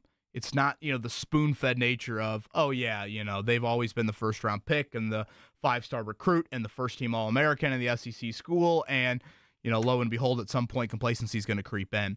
Based off their backgrounds, you can see some self-motivation there. Coming up in a moment, we'll continue to talk about the Colts and their kind of offseason rebuild right now, and also what's the rest of the AFC South doing right now. We'll check it all out as we continue the Fan Morning Show on 93.5 and 107.5 The Fan.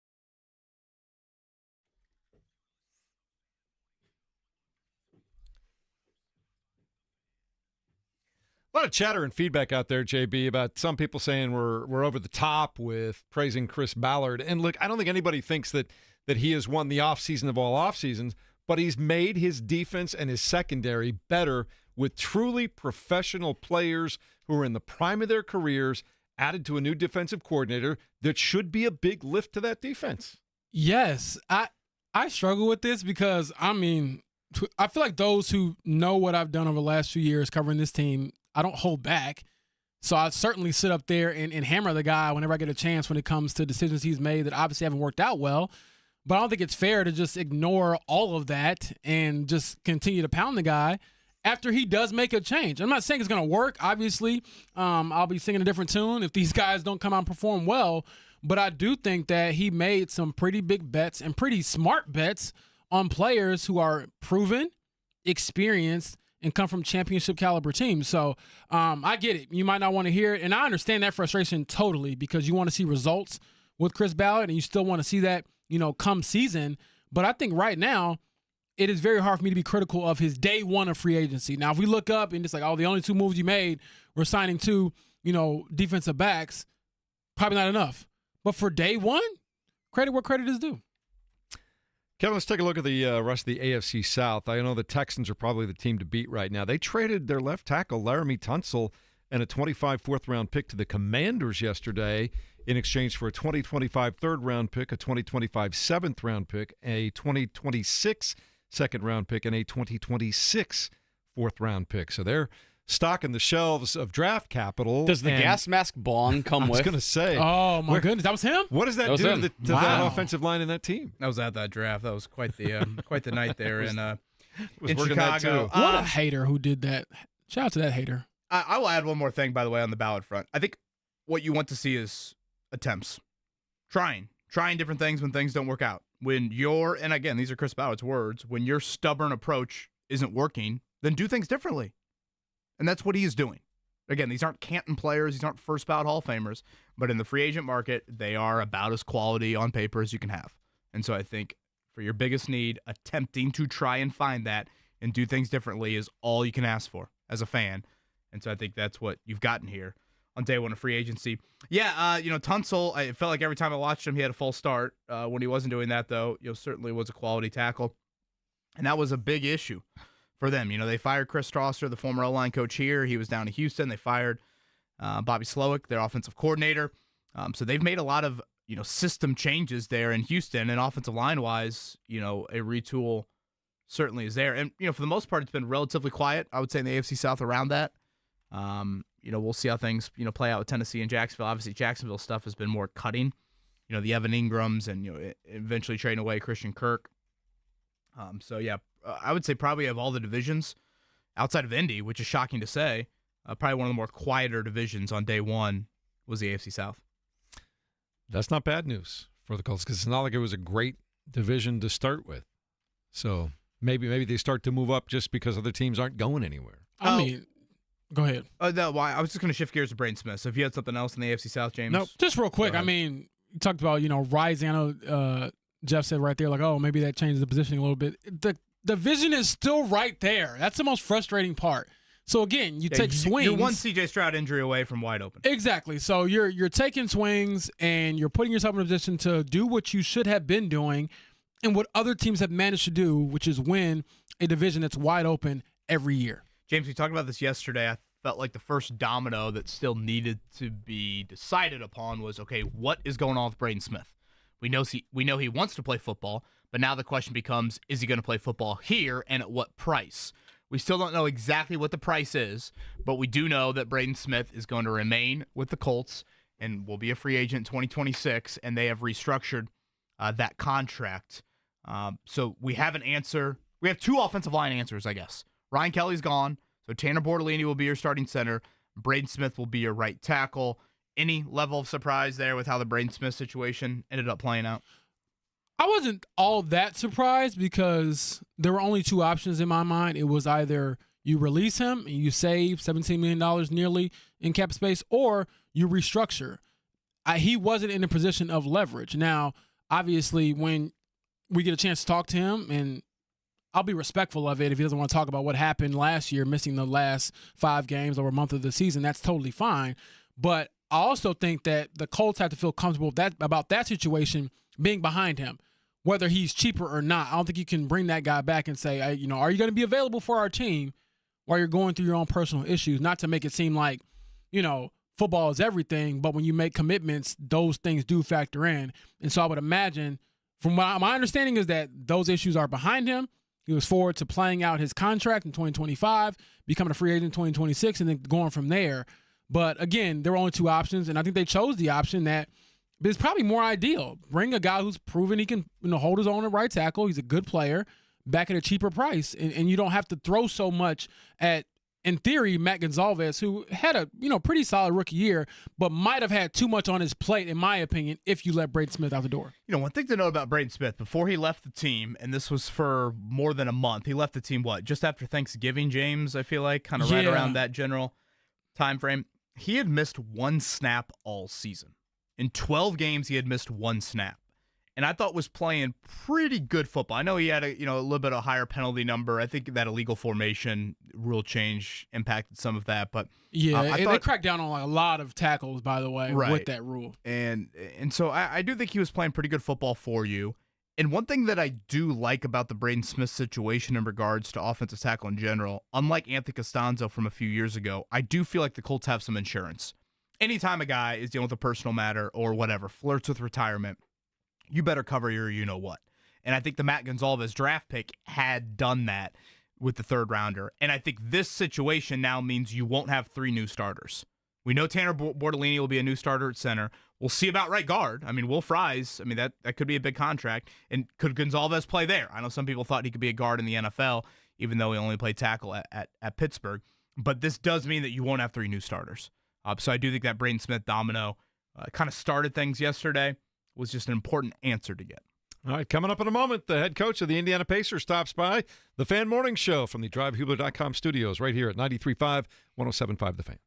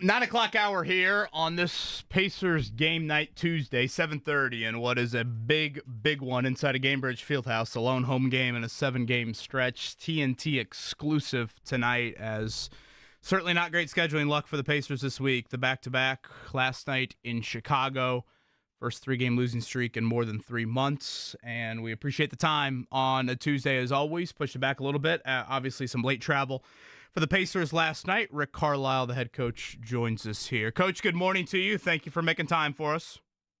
Hello. Second quarter last night, what did you see as the difference in that getting away from you guys in the second? Oh, gosh. Well, in each of these last 3 games, it's been one quarter that's doomed us. Last night it was the second. In game 2 at Atlanta, it was the first quarter, and it was a 20-point deficit in the first. And then in game 1 in Atlanta, it was the fourth. We ended up minus 14 in the fourth quarter. So, we're playing some decent basketball around these bad quarters, but the second quarter featured poor transition defense, didn't move the ball well enough. Some of this stuff is just simply make or miss, and we were missing and they were making, and so it got away from us very quickly, and so it's been a tough stretch. You went, they got it back up to 20 there in the second half. You guys forced that early timeout. They got it back up to 20 there midway through the third. You went full hockey sub with your starters, never went back to them. Was that more of a level frustration with that group, or how much of it was thinking about tonight as well? Well, the beginning of the second half, we had some good possessions, and I think we got it down to 12 or 14 or something like that, and then it just popped right back up as we got to the immediate timeout, and so it was just time to look elsewhere. Our energy wasn't where it needed to be. Chemistry wise, we just didn't look right, and so you need to get some fresh guys in there, and the guys that jumped in the game did a good job, and so from that point on, I think we probably won the game by, won the remaining parts of the game by, 2 or 3 points or whatever it was. And we do play tonight. So, all those things were considerations. Rick, I know you obviously won't get into lineups and things like that, but 0-4 this season without Tyrese Halliburton, how do you, I guess, build an identity or identify what you're good at and what you want to do when he's not out there, when he's such a vital part of what you do? It's a game of basketball, and a lot of it comes down to basic execution. So when you talk about basic execution, you're talking about basic defense and being able to rebound and retrieve the ball. Last night we got housed on the boards. We got killed on the boards in Atlanta in game 2. So, basic execution-wise, we really struggled there. Offensively, the dynamics change, and so the spacing is different, all that. And so, I've been talking extensively with our guys about the fact that, we're a basketball ecosystem. And when Tyrese is unavailable, the ecosystem changes. And so, if we're going to try to make up for his loss with fewer passes and more one-on-one and isolation type approach, we're gonna struggle. It's just not. That's not today's game, and that's not how we're built. And one follow-up: why do you think this team has kind of struggled to stop other teams in the paint, particularly? Well, Chicago's a very difficult matchup right now. We played them, 8 days ago, whatever, and we had a real problem in the first half, and they were playing fast, attacking the paint. They have guys that are great off the dribble in full court situations. Giddey, I had 29 last night. He's had a great year. Kobe White's a big problem, and then Trey Jones, who I think didn't start till the second half of our last game a week and a day ago, has provided a big jolt for them as well. And as they've gone on the road here recently, they won at Orlando, in a game that was in the 140s, and then they came back and beat Miami, and then the game against us was another one. And so I thought we started the game pretty well. We had a couple of deficits, but we got the game back to, I think we were up 27-25. They scored to make it 27-27, and the game was manageable. But from there, we just didn't do a good job in the second. On a back-to-back, that is the voice of Rick Carlisle. We always appreciate his time here on this Tuesday morning. It is a huge one inside of Gainbridge Fieldhouse tonight. Pacers and Bucks, they'll see them again coming up on Saturday, another second night of a back-to-back. Coach, one more on the points in the paint stat. You guys, it's been one of the few stats you guys have ranked near the bottom of the NBA in this season. Do you view that as a more of a perimeter-oriented statistic or more of a kind of a rim protection area? Well, points in the paint also includes transition. So, with a team like Chicago that really on a full court basis is just lining you up and aiming at the rim in the paint, they get in there and they score. And I believe if you get fouled driving in the paint and you make free throws, I think those probably count as points in the paint, although I don't know that for sure. So, it's just something we got to do better with. And, these teams, a lot of them are taking our template from last year and applying it. And Chicago, as they've kind of begun to rebuild their team after trading Levine and doing some other things, they've really amped up the speed, and the game continues league-wide to get faster. Rick Carlisle with us here on this Tuesday morning. Again, Pacers-Bucks tonight, lone home game in a 7-game stretch for the Pacers. When you do have these back-to-backs, particularly the second night, Coach, and the standings are the standings, and Milwaukee is the team on the second night, how conscious are you of that in handling rotations, handling lineups? Well, I'm one that believes that, if you have a if you have a set of 2 games and 2 nights, and you're at Chicago one night and you got Milwaukee at home the second night, you play the guys that are available on game one, number one. I mean, there may not be a Tuesday after your Monday game, and so last night I was surprised that T.J. McConnell was able to go. He wasn't 100%, but he gave it a shot, and then the second half.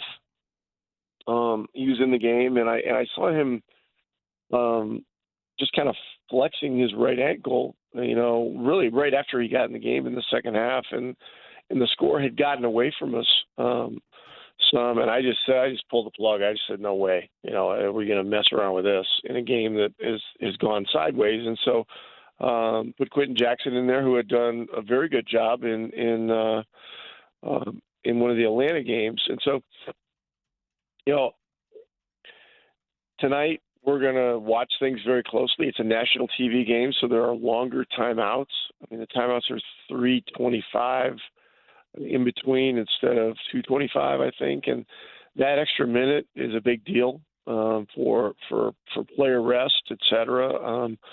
Milwaukee doesn't play nearly as fast as Chicago, so. And look, we don't know who we'll have available tonight. So Tyrese has been doing a little bit better, but we'll have to see if he's available. So I'll be watching all that stuff and certainly watching the score. But it's a tough stretch, and we got these guys twice in 1 week, second night of a back-to-back, where we're unrested and they're rested. So each game and each opportunity is very, very important. What will tell you if Tyrese can go tonight? Like pregame workout, is it that close for him leading into tonight? Well, there's that, and there's a series of tests, strength tests and things like that. And I don't know every single detail about that, but he's got to be right. Otherwise, he's not going to play. Last one from me, Rick. I know Johnny Furphy got some burn last night. What'd you think of his performance and just getting some more NBA experience out there? Well, I mean, talking about a guy that played, 14 minutes or something like that? 18 minutes, 8 rebounds in 18 minutes. Mark me down as interested. Okay. All right. Again, Rick Carlisle with us here. It's Pacers and Bucks tonight, 7:30 tip, as Rick mentioned, national television game, TNT exclusive. Coach, I did want to go last one from me, back to Benedict Mathurin, his return. I know last night he only had a handful of points, but he had 30 for you in Atlanta. Obviously, without Tyrese, certainly some scoring needed in that starting lineup. What have you seen from Benedict since his return after missing 3 or 4 games? A lot of points one game and not a lot the next. And he's an aggressive young player. I spent a lot of time with him in the gym over the last week as he's prepared to come back. He did a lot of really good things, but it's not all about points. And last night our entire starting group struggled, and he was one of them. And tonight's a quick turnaround. So, I talked to him a little bit after the game about some of the stuff that went on. The stuff with officials and him constantly talking to officials is stuff that's got to stop. It creates a distraction for him and a distraction for our team. We need him very badly right now, but we need all our guys to be undistracted and playing at their best level. And so this will be a great opportunity for him to bounce back tonight as well. Coach, knows a long night, short sleep. We appreciate you still making time for us. Good luck tonight. Take care. Rick Carlisle right there, Payless Liquors Hotline. James Boyd, 24 minutes was the most any starter played last night. So if you look at that, maybe not, obviously, you got ran out of the gym there, but, maybe not as strenuous as a second night of a back-to-back as some could have. And just to put it in perspective at what is at stake, you are a full game back of Milwaukee. You're actually tied with Detroit right now for the 6th. And so if you're the 6th seed, you'd play New York in all likelihood as the 3. The 4-5, you think will be Milwaukee as that opponent there. Detroit, I guess, could still factor in there. And again, you've lost the first 2 games to Milwaukee in this series. So you play them tonight, second night of a back-to-back. As Rick said, you play them Saturday, second night of a back-to-back. You got to win both just to have a chance at the head-to-head. Absolutely. I mean, these are big, big games, and I think the status with Tyrese Halliburton is obviously of the utmost importance, and you want to see if he's able to go. And if he isn't able to go, misses his 4th straight game, what does that mean down the line? Like, how does he actually feel? And is this something that's going to linger going into the latter stages of the season, or will he be able to feel fully ready to go? And I understand, like, fully healthy is not a thing at this point in the season, but you know what I mean? Like, am I able to be myself when I'm out there versus right now they're still kind of touch and go with him? So I'm curious about that. But the one thing I didn't ask Rick, but I do want to ask, and I honest to God, had I been on the beat and built some relationships, I would have asked this. I saw James Johnson miss a dunk last night. It looked like he lost like a level. The elevator kind of got stuck. And so the question would be, if you're a teammate of James Johnson and he misses a dunk, are you allowed to laugh? Or are you scared because the guy could, kind of hurt you? Well, you're scared and you're down 20. I think that's you kind of bite the towel that you're sitting with on the bench, and then well, get a win tonight, and then you can ask him like, hey, remember the other night when you went up there? Maybe in a quiet moment you can throw your jab in there. Rick definitely doesn't sound too pleased with some of the Benedict Mathurin other stuff.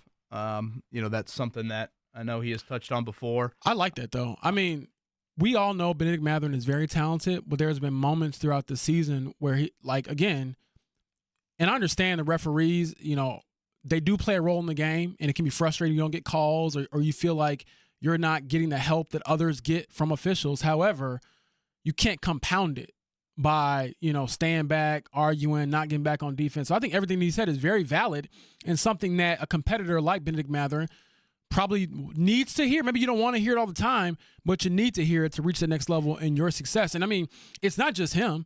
It's a lot of, in my opinion, a lot of players in the NBA who could benefit from doing less of that. And, certainly. the biggest one was being Luka Doncic. Well, I always thought that about Sabonis here. I mean, I thought Sabonis complained nonstop. It's like, dude, I love you as a player, and you work your ass off, but just run back on the other end. Exactly. Times. So I think that's just another layer of maturing, but not to take anything away from Mathurin, because outside of last night, he has been pretty good since he's returned. We'll get back into the Colts conversation here in just a second. I know I was curious how Rick would answer it. I don't know if maybe he was telling the full truth of, like, how do you handle second nights of a back-to-back? Because for me, if I looked at these two games, and James Boyd, if I said to you, hey, you're going to go 1-1 in them, you know the one you would want. You'd want tonight. Yeah. I mean, that's the game that carries more weight. So, like, and I bring that up with Halliburton's status. Like, I would have, if if the training staff came to me and said, man, I don't think he can go in a back-to-back, and then I said, but he could play in one of the two, and they said yes, because they don't play again until Friday, right? I mean, that's true. Yeah. So you got 2 nights after this. I would have sat him last night and played him tonight. So, again, Rick wouldn't obviously reveal if Tyrese will give it a go tonight, but clearly, to your point, the record last year was much better without Tyrese Halliburton than it has been this season. So we'll see about his availability. 7:30 tonight.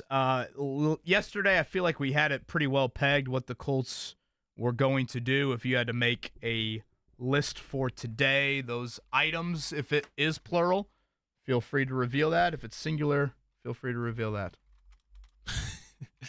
I mean, I was impressed with what I saw yesterday from the Colts, and I don't say that lightly. I don't say that as a joke. I mean, they seriously went out and tried to get better, and like you said, KB, they weren't just on deck. They got in the freaking batter's box and took a swing, and so we'll see if it's a single, home run, all those things, or if you get the dreaded unassisted like double play or something like that. But they didn't leave their bat on the shoulders, and I'll live with that. No backwards K. That's kind of how I look at it, man. Like, if this works out, great. If it doesn't, at least you did take some swings and you went down with the fight, because that's been the knock on this regime, at least in my opinion, over the last few years. It's like you're never really all in, or you're never really, putting yourself out there to make the team definitively better.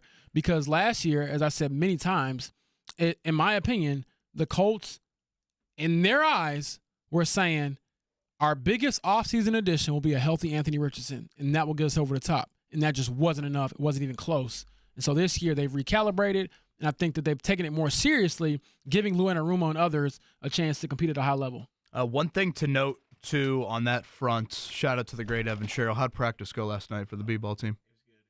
Good. Saw Evan last night. Evan from Cluster Truck. Saw him and Greg Straw in the Fan Fest event at the Horizon League. Promo code FAN, F-A-N, $5 off any order, 20 or more.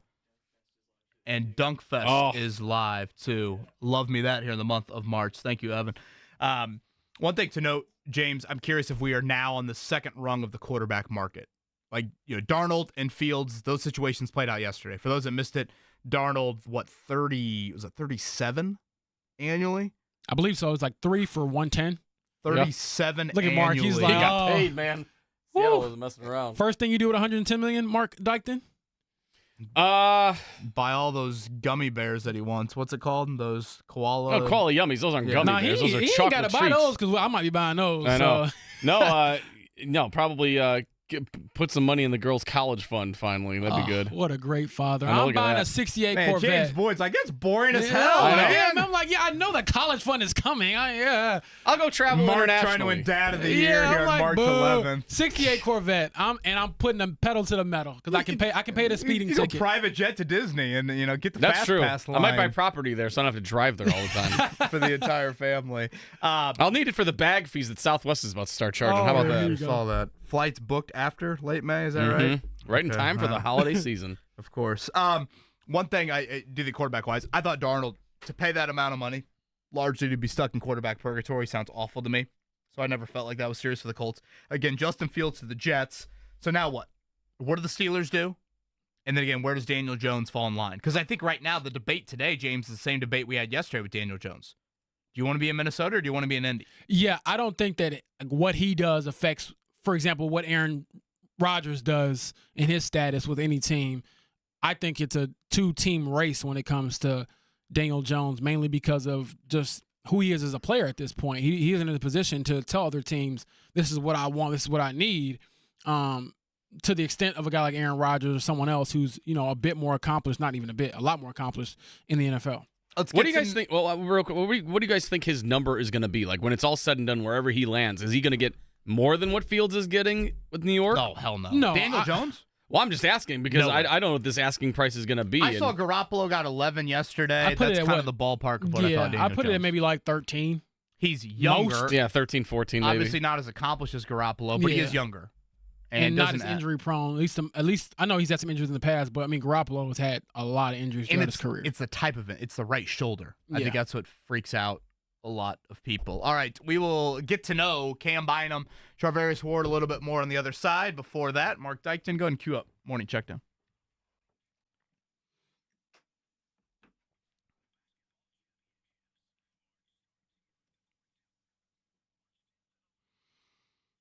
Three-point underdog. Is that what I saw? Pacers tonight with the Bucks. I think that's right. 7:30 TNT exclusive for this one. Again, it is a whole lot at stake from a trying to not only end your first 3-game losing streak since early December, but also get your first win over the Bucks this season. Milwaukee, for what it's worth, they have lost 2 in a row. They've played very big with Kyle Kuzma, Taurean Prince in that starting lineup, going around Damian Lillard, obviously Giannis and Brook Lopez. We'll see how it plays out tonight inside of Gainbridge Fieldhouse. Again, the lone home game in a 7-game stretch for the Pacers. This is a big one. And, Rick Carlisle wouldn't really address it as such, but we all know every team's looking at the standings this time of the year especially, and if they can get this win, get back on track, it will be really big, not only for just the team morale, but for your playoff positioning. We got hoops at the State Fairgrounds again today. We will send a women's team and a men's team to the NCAA tournament. The women at noon. That's ESPN2. You've got the 2 best teams in the conference. Green Bay has been the class of the Horizon League for years, and the Fort Wayne Mastodons, a great story over the last handful of years. They have built to quite the program. Just 2 losses in the conference, both to Green Bay for IPFW, or I should say for Purdue Fort Wayne, and then the Phoenix. They are 19-1 in the conference. So, again, that is at noon. And tonight you will get Robert Morris, their first time in a Horizon League title game against Youngstown State, who's never been to the NCAA tournament. Both thrillers yesterday inside of Corteva Coliseum. Youngstown State, 4-point play with around a minute to go. Then they get the necessary stops. Cleveland State had a chance to force it into overtime. They could not. The first game did go into overtime. Greg Campy in Oakland could not get it done. Had a chance at the end of regulation there. So Robert Morris, Youngstown State, that is ESPN tonight at 7 o'clock. One thing to note, James, we had Jeff Rabjohns on earlier. This is bid stealing week around college basketball. For those that did not stay up late last night, out west, it is St. Mary's versus Gonzaga for that West Coast title. By all accounts, both of those teams are in the field. That's good news for Indiana. Right. You didn't get a bid stealing. You could have got one from Pepperdine. You could have got one from San Francisco. So good news on that front. Again, Big Ten tournament will get started tomorrow. Only other item I had, James, was Takuma Sato back in the Indianapolis 500. Certainly one of the more decorated racers of this era when it comes to the greatest spectacle in racing. The winner in 17, the winner under caution in 20. 14th last year, the 48-year-old. He will be entry number 34, so we will have at least a 1 bump here coming up in about 2 months. Absolutely love that drama that comes with it. We'll see if we get an additional entry. I think Elio, Mark, correct me if I'm wrong, he turns 50 in May. Is that right? Let me check. That might be right, though. I mean, when's the last time we've had a 50-year-old in the Indianapolis 500? Yeah, May 10th. The big 5-0. Because we've had him on his birthday before. Now that I think about that. We He sang could not happy be a birthday nicer to him. guy either. Oh, my gosh. It's so genuine. So genuine. Takuma Sato in the Indianapolis 500. James Boyd, anything else for you? No, I'm feeling good. Obviously got my Roll Trees Indiana State sweatshirt on, so I'm feeling some love from other parts of Indiana today in the YouTube chat, and I just have a bunch of random hoodies at this point. I feel like I have no loyalty to Indiana team. I love that logo. but- I've got one of the hats. I've got one of the Larry Legend hats, but I love when they get the State of Indiana logo there on the Indiana State. Yeah, quick apparel. story. I mean, all the kids that I covered when I was a high school reporter in the region, Northwest Indiana, whatever school they committed to, I told them I'd support them, so I got a bunch of random schools. I love that. And, so if anybody's got a son or daughter out there doing big things, I'll be happy to support. We've got some Will Fries news. We'll get to it next here. This is the Fan Morning Show. Vikings.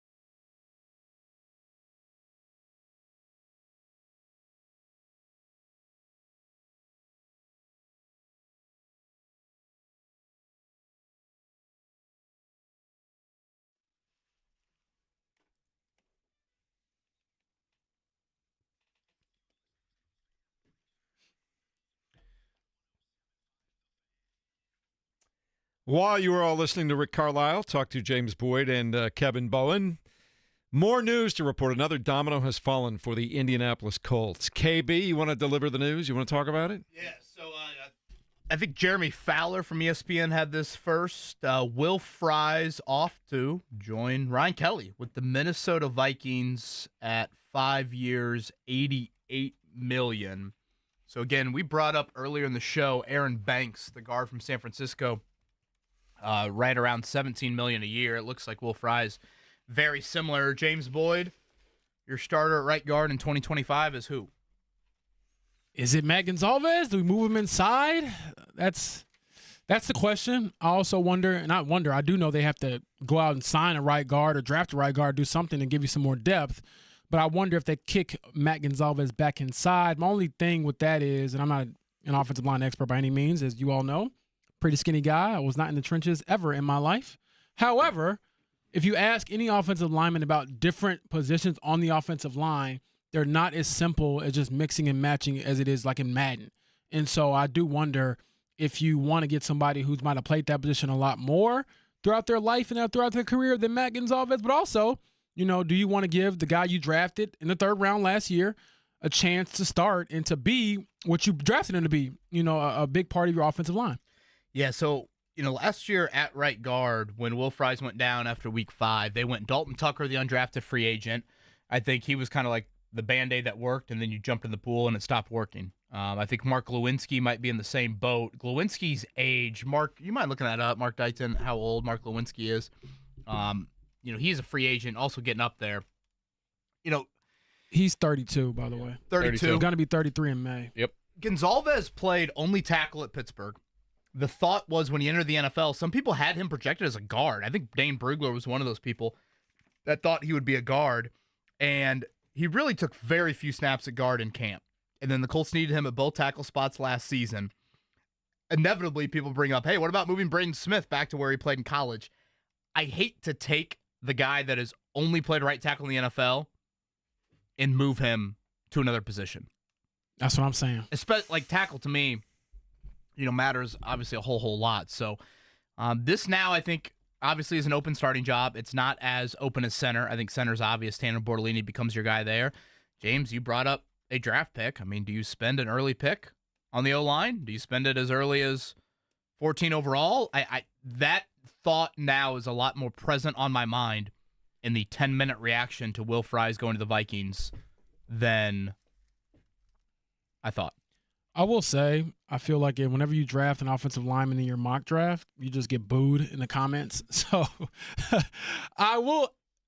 But to that point, though, in real life, I think it's a sneaky need for this team. And no longer a sneaky need. I think it's a big need to possibly address. So I wouldn't hate that pick at all.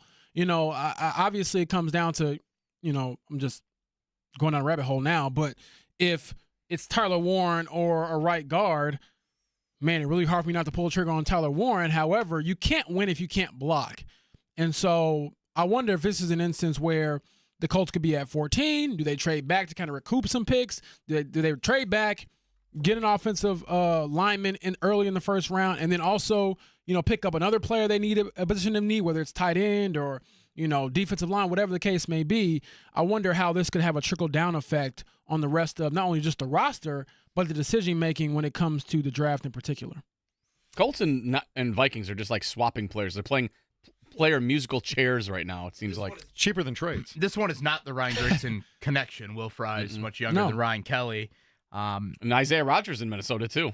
I'll say, Anthony Richardson's most critical season as a pro, he will have a new center, at least a new right guard, and a right tackle as away for the team for over a month. I mean, this is a different – we don't usually have this many offensive line questions about the Colts.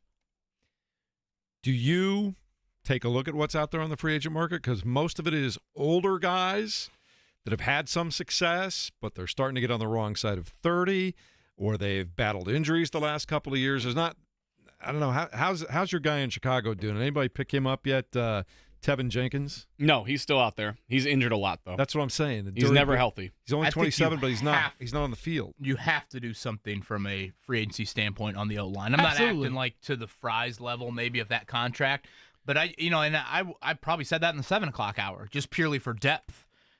You don't have. I view this offseason as, at the very least, you need some veteran offensive line depth. Yeah. And I think that remains. And now with losing Fries, I think you could probably even upgrade that a notch. And again, we'll see how the draft plays out. And you know what? Shout out to Will Fries. I mean, when he went down, that was such a horrific injury. 7th round pick, and you turn it into $17 million annually. Coming off an injury. Man, good for him. Yeah. Some of the guys also out there, Dalton Risner from the Vikings. Missed half of last year with a back injury. Kevin Zeitler with the Lions. He's 35, but he's been really, really good for a long time. But he is 35 years old. Mekhi Becton may not go back to the Eagles. That might be like a $6 to $8 million a year deal right there. Guy kind of like Will Hernandez from the Cardinals. He's 29 years old. Had a season-ending knee injury last year. So it's all these guys can play, but they've battled injuries, or now they're getting up there. Yeah, there's never going to be like that perfect pick, especially in a sport as brutal as football, where injuries do pile up. I mean, if you ask anybody in the Colts locker room, have you had surgery because of this sport, 99% of them are going to say yes, and they probably had a major surgery. And so when Jeff lists off those names, I'm starting to think like, man, they got to draft somebody, because not only is cost effective. Put me on the spot, KB. I'm going to say, because people aren't just booing you, they're chanting air ball when you put an offensive lineman at number 14 overall. Yeah, that's true. They want Tyler Warren. They want to unsubscribe from The Athletic. Don't do that, please. I like to do nice things. Pay the bills, keep the lights on. Definitely don't do that. And keep us on as well. He pointed to The Athletic, not 1075thefan.com. Yeah, right, exactly. No. Keep everything popping as well. But I will say, I look at it like this, man. I would probably go no later than day 2. Like, maybe not as early as the first round, because I do think, again, if you have a playmaker like Tyler Warren available at 14, second or third round, I think I'm okay with that. But even then, it's still like in most things, because you can't build a perfect roster unless you're like the Eagles or somebody. You're going to have question marks either way, whether you get a veteran that's a little banged up or you get a rookie that doesn't obviously have the NFL experience. But as far as upside stability, I might be leaning towards drafting a right guard. And again, I don't know if I draft a right guard at 14. I wouldn't do that. But again, is that a day 2 pick for me? How much are they paying Quentin Nelson annually? Do you know that off the top of your head? I can look Sorry real to put quick here. Put that on the spot. Clearly, I don't know it, so I'm going to ask if you guys know it. I do not. I got to go find that. I will find out. Yeah. They are, for Quentin Nelson right now, 22.7 is the cap hit. Okay, so $22.7 million at left guard. They passed on a $9 million annual deal at center with the 32-year-old Ryan Kelly. They passed on $17 million at right guard with Will Fries. This is part of, I think, how offensive line interior life needs to be in the NFL. I've never viewed it as that is a position group that you need to be second, third contract guys, these major investments. I tend to think that position group can be, oh, wow, Will Fries is a 7th-round pick and turned out to be really quality. Yeah. Tanner Bortolini, a 4th-round pick. He could turn into something. Like, this is kind of the part of, I think, NFL life, but I bring all that up to say this is different than how we are used to with Chris Ballard. I mean, he's usually all about what? Keeping his guys. Well, keeping which guys? True. Trench guys. Yeah, homegrown defensive line and offensive line. Yeah. Who's walked out the door these last 2 days? It's been the interior guys. Dayo Dengbo, Yeah. Ryan Kelly, Will Fries. And he's paid in the secondary. When we get to Ballard differences, that is a difference. Now, again, I still think you have a need, but this is where you have to kind of sacrifice resources. Sounds kind of harsh, but like, okay, the $18 million 32-year-old Ryan Kelly exits. Here's the 4th-round pick in Tanner Bortolini. Now, we'll see what they do with Will Fries, another rookie contract guy. Is that your answer at right guard? But, those are positions that I just don't think, like, it's almost like Will Fries priced himself out of the Colts. Yeah. That's what it feels like. It was a pretty good deal for him on the way out. More importantly, the cluster truck delivery has arrived on this Tuesday. I know everybody's happy about that. Kevin, you're already halfway through. Fan promo code, lazy FAN. Yeah. $5 off of any order over 20. And check out the, what is it? The Dunk Fest. Dunk Fest. Mark Dykton mid-bite The Dunk Fest. Thank you for that. That's what he does. All right, we've got the Superstat of the Day coming up from Jiffy Lube and also a look ahead to what will be a very busy night here in Indianapolis. It's next on the Fan Morning Show, 93.5, 107.5 The Fan.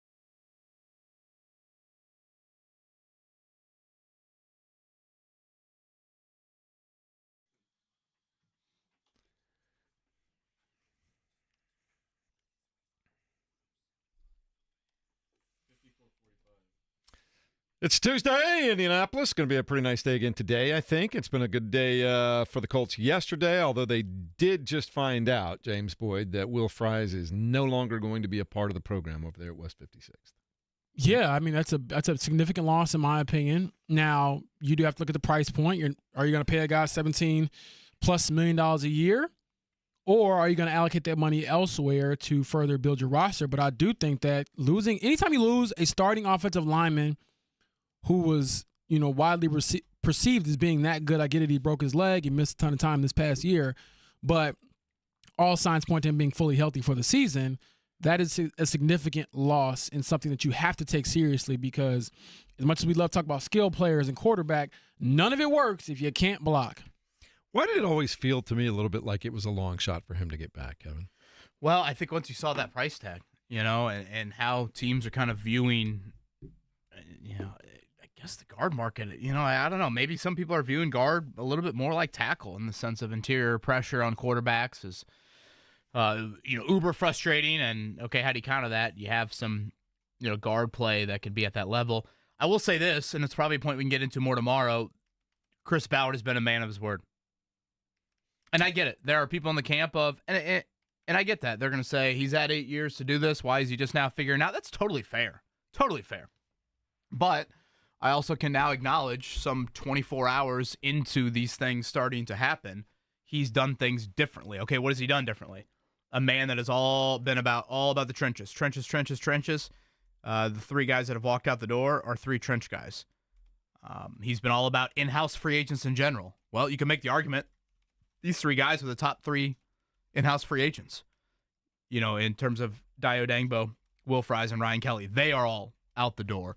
He's never really invested in secondary to this manner in free agency, and we saw that with Cameron Bynum and Charvarius Ward. So this is a different operating Chris Ballard undoubtedly here to start free agency. And we'll see what the rest of the week brings as well. There's still we still talk about him making a big deal about trying to provide competition at quarterback, and now what do they do on the offensive line? Do they go get another free agent? Do they just wait around to the draft? So still some questions to be answered over the next 72 to 96 hours, I would imagine. And maybe we get more answers today as well. Keep it tuned right here to 93.5 and 107.5 The Fan all day long, and we'll let you know when and if anything happens. And then you can go right to two websites immediately. In fact, during the break, when we found out that the Vikings were going to pick up Will Fries, all I heard was on both sides, fingers typing furiously, trying to feed the beast. And so we'll get analysis on all that on 1075thefan.com. And, James, they can read your stuff over at The Athletic as well.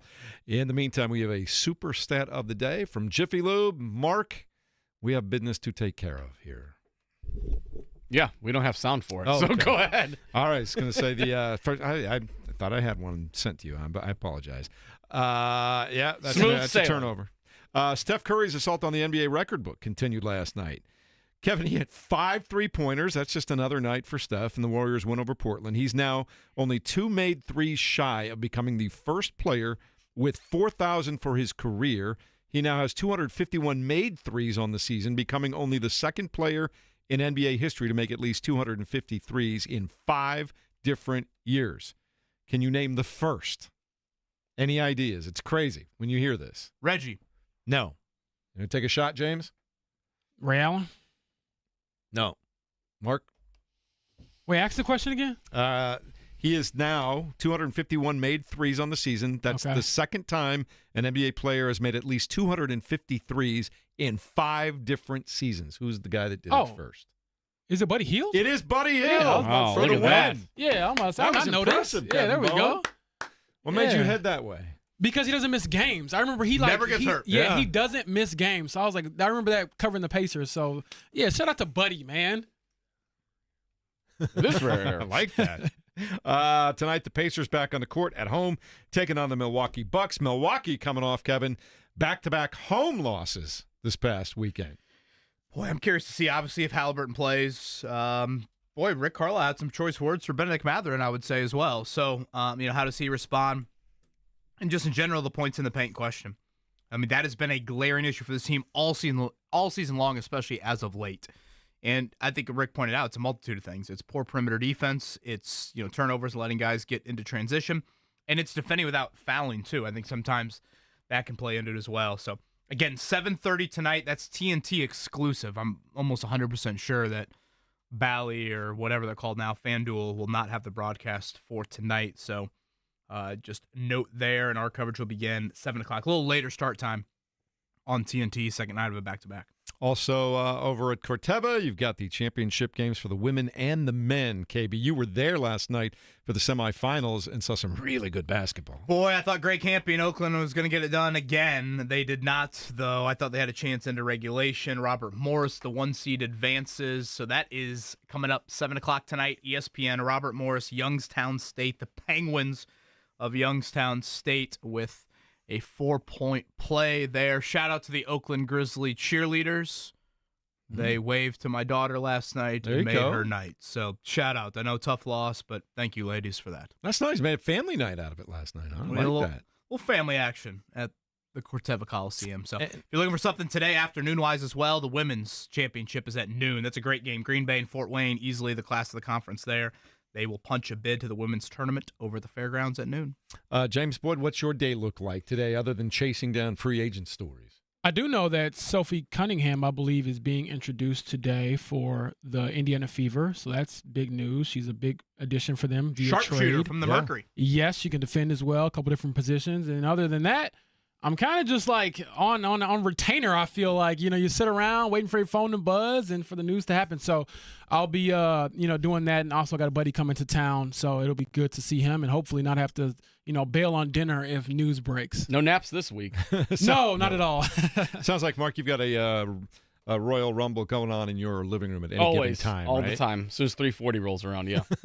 Craig wants to give a shout-out to Mark Dykton for the 3-1-1 day. Oh, you're welcome. 311 was our rejoiners all show long. Re-entry Impressive. on that there. Mark Dykton, excellent. And they get the whole list? The whole list, yeah.